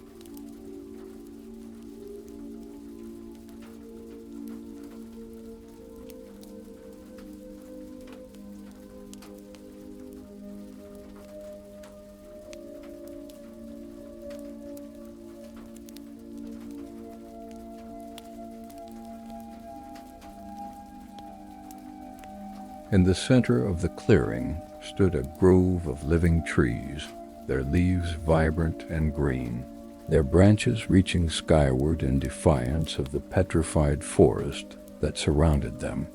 The grove was bathed in a soft, ethereal light, a sanctuary of life and hope in a desolate wasteland. "This is it," Serafina said, her voice filled with awe. "The grove." They entered the grove, feeling the oppressive weight of the petrified forest lift from their shoulders.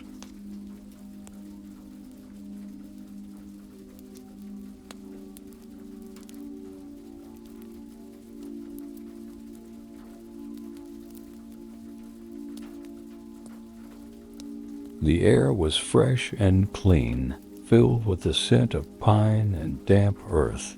The trees seemed to hum with a gentle energy, a soothing balm to their weary souls. In the center of the grove they found a small pool of water, its surface reflecting the soft, ethereal light. Around the pool, strange, luminous flowers bloomed, their petals glowing with an otherworldly radiance.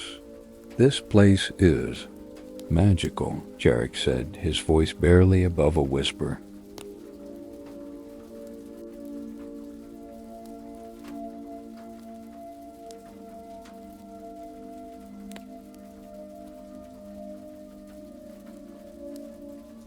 As they approached the pool, a figure emerged from the shadows, stepping into the light. It was an old woman, her face etched with wrinkles, her eyes filled with wisdom and compassion. She wore simple robes woven from leaves and vines, and her hair was adorned with the luminous flowers that grew around the pool. "Welcome, travelers," she said, her voice soft and melodic. "I am Elara, guardian of this grove. I have been expecting you."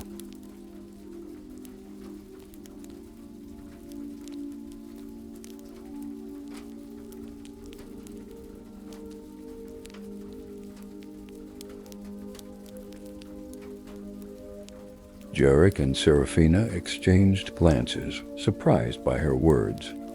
"You know who we are?" Jarek asked. Elara smiled. "I know of the Shadow Blight, and of your quest to find the Sunstone Shards. The forest whispers its secrets to me. This grove is a place of healing and renewal.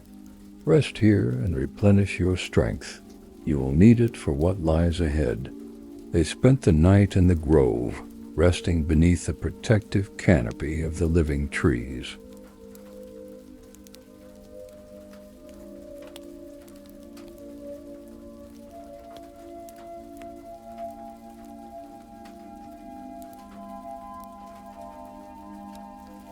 Elara shared stories of the ancient forest, of the cataclysm that had turned the trees to stone, and of the grove's enduring power. She told them that the petrified forest was a place of immense sorrow, a repository of the pain and suffering of those who had perished in the cataclysm. She warned them that the forest could prey on their fears and insecurities, attempting to break their spirit and lead them astray. "The Whispering Cairn lies to the north," Elara said, her voice grave.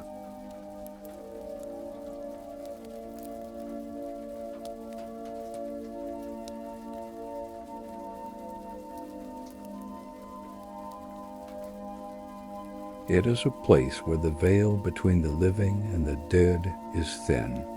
Be careful, travelers. The spirits of the forest are restless, and they do not take kindly to intruders." In the morning they prepared to leave the grove, their bodies and souls refreshed. Elara gifted them with a small pouch filled with the luminous flowers, telling them that they would provide protection against the dark magic of the forest. "Remember, travelers," she said, her eyes filled with concern.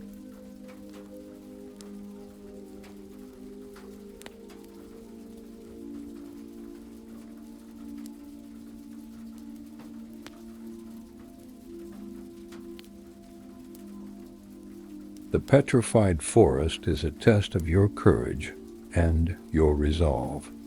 Trust in yourselves and in each other, and never lose sight of the light that guides you." They thanked Elara for her kindness and wisdom, and then ventured back into the petrified forest, their hearts filled with renewed determination.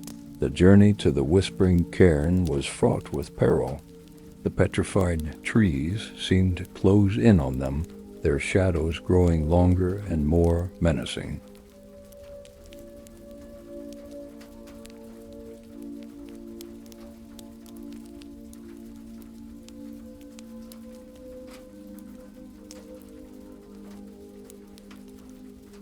The whispers of the forest grew louder, more insistent, attempting to erode their resolve. Jarek clutched the pouch of luminous flowers, feeling their gentle energy radiating through his hand. He focused on the image of his mother, on the faces of the people of Kualanma, on the memory of the light that had erupted from him at the temple. He refused to let the whispers win. Seraphina, ever vigilant, scanned the perimeter, her sword drawn.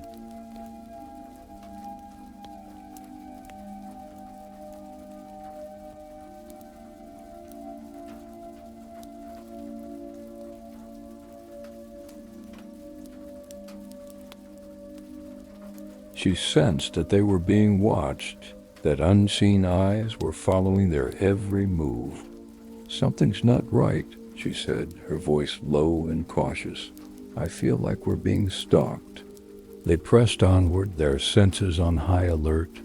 As they rounded a bend in the path, they saw a figure standing in the distance, silhouetted against the petrified trees. It was a young woman, her face pale and gaunt, her eyes filled with a haunting sadness.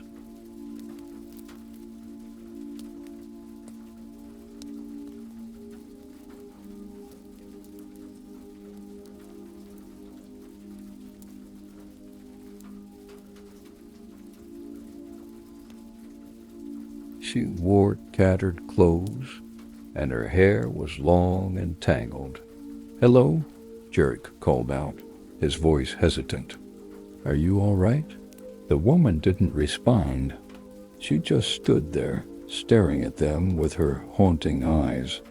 They approached her cautiously, their hands resting on their weapons. As they drew closer, they noticed that she was holding something in her hands. It was a small, petrified flower, identical to the luminous flowers that Ilara had given them.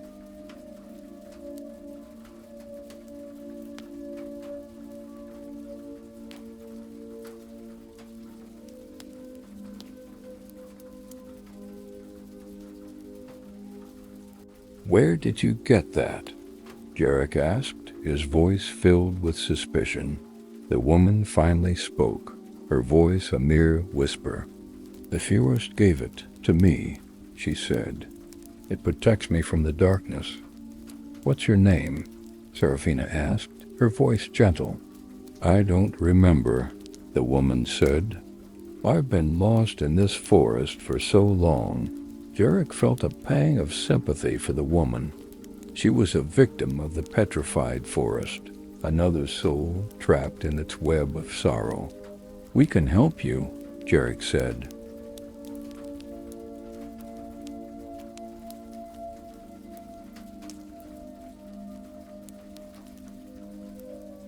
"We're on our way to the Whispering Cairn. You can come with us." The woman hesitated for a moment and then nodded. "All right," she said. "I'll come with you." They continued their journey, the woman following them silently. As they drew closer to the Whispering Cairn, the atmosphere grew increasingly oppressive. The air was thick with the stench of death and decay, and the whispers of the forest grew louder, more menacing.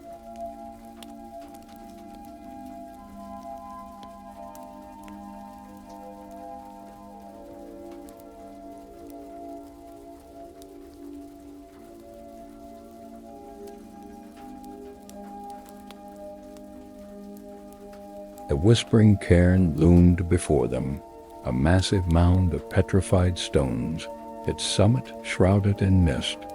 The cairn was surrounded by a circle of standing stones, each carved with unsettling symbols. The entire place radiated an aura of death and despair. "This is it," Seraphina said, her voice low and cautious. "The Whispering Cairn. Be prepared for anything." They approached the cairn cautiously, their senses on high alert.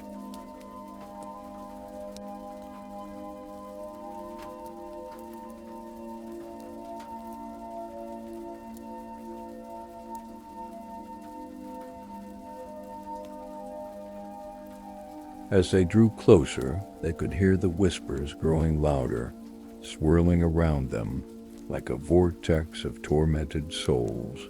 "Leave this place," the whispers hissed. "You are not welcome here. This is the domain of the dead."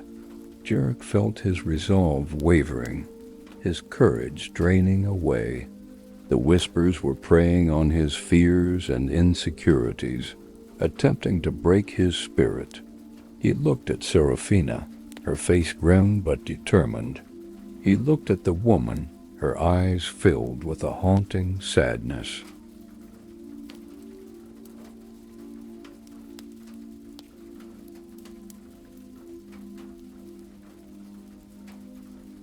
He knew that he couldn't give up. He had to protect them. He had to stop the shadow blight. He took a deep breath, summoning his courage. He focused on the power of the sunstone shard, on the memory of the light that had erupted from him at the temple. He refused to let the whispers win.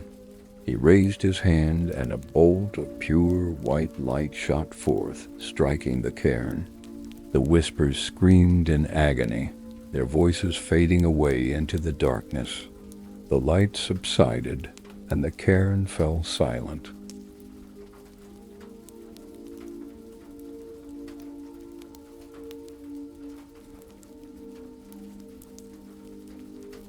The atmosphere lightened, and the oppressive weight lifted from their shoulders. They began to climb the cairn, their steps slow and deliberate. As they ascended, they noticed that the stones were covered in inscriptions, ancient runes that seemed to writhe and twist before their eyes. The woman stopped, staring at the runes with a look of recognition. I remember," she said, her voice trembling. "This is a place of remembrance, a place where the names of the dead are etched in stone."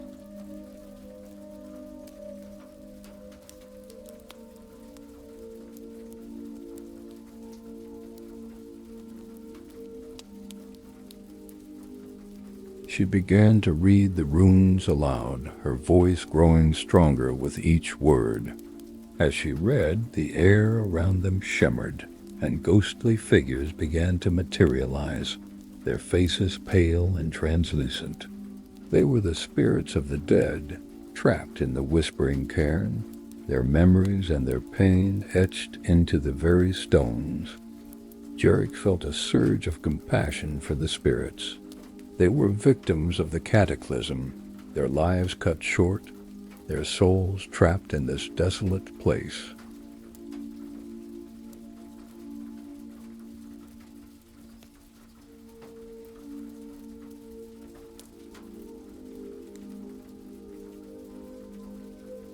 He closed his eyes, focusing on the power of the sunstone shard.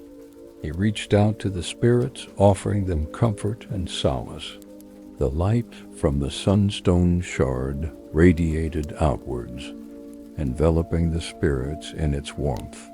They began to glow, their faces softening, their expressions filled with peace.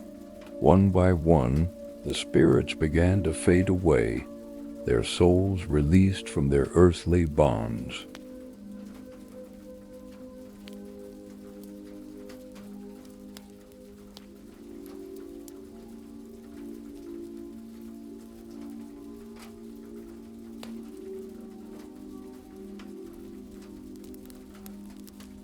As they faded, they whispered words of gratitude to Jarek, thanking him for freeing them from their torment. Finally, only one spirit remained. It was the spirit of a young man, his face filled with a haunting sadness. He stepped forward, approaching Jarek cautiously. "Thank you," he said, his voice barely audible. "You have freed us from our prison. But the Whispering Cairn is not just a place of remembrance. It is also a gateway to the Shadowlands."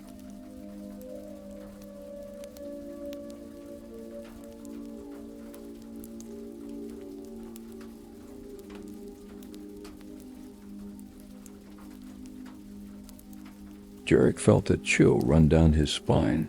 The Shadowlands. The realm of the dead. What do you mean? He asked, his voice trembling. The spirit pointed towards a dark, gaping hole at the summit of the cairn. That is the gateway, he said. It is guarded by a powerful entity, a creature of pure darkness. If you wish to stop the shadow blight, you must enter the gateway and defeat this entity. Jarek looked at the gateway, his heart pounding in his chest. He knew that he had no choice.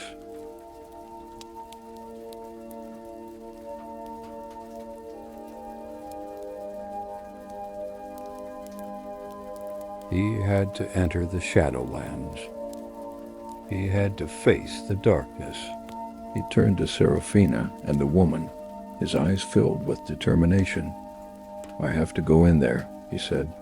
I have to stop the shadow blight. Seraphina nodded, her face grim but resolute. I'll go with you, she said. We'll face the darkness together. The woman hesitated for a moment and then nodded. I'll come too, she said. I want to help.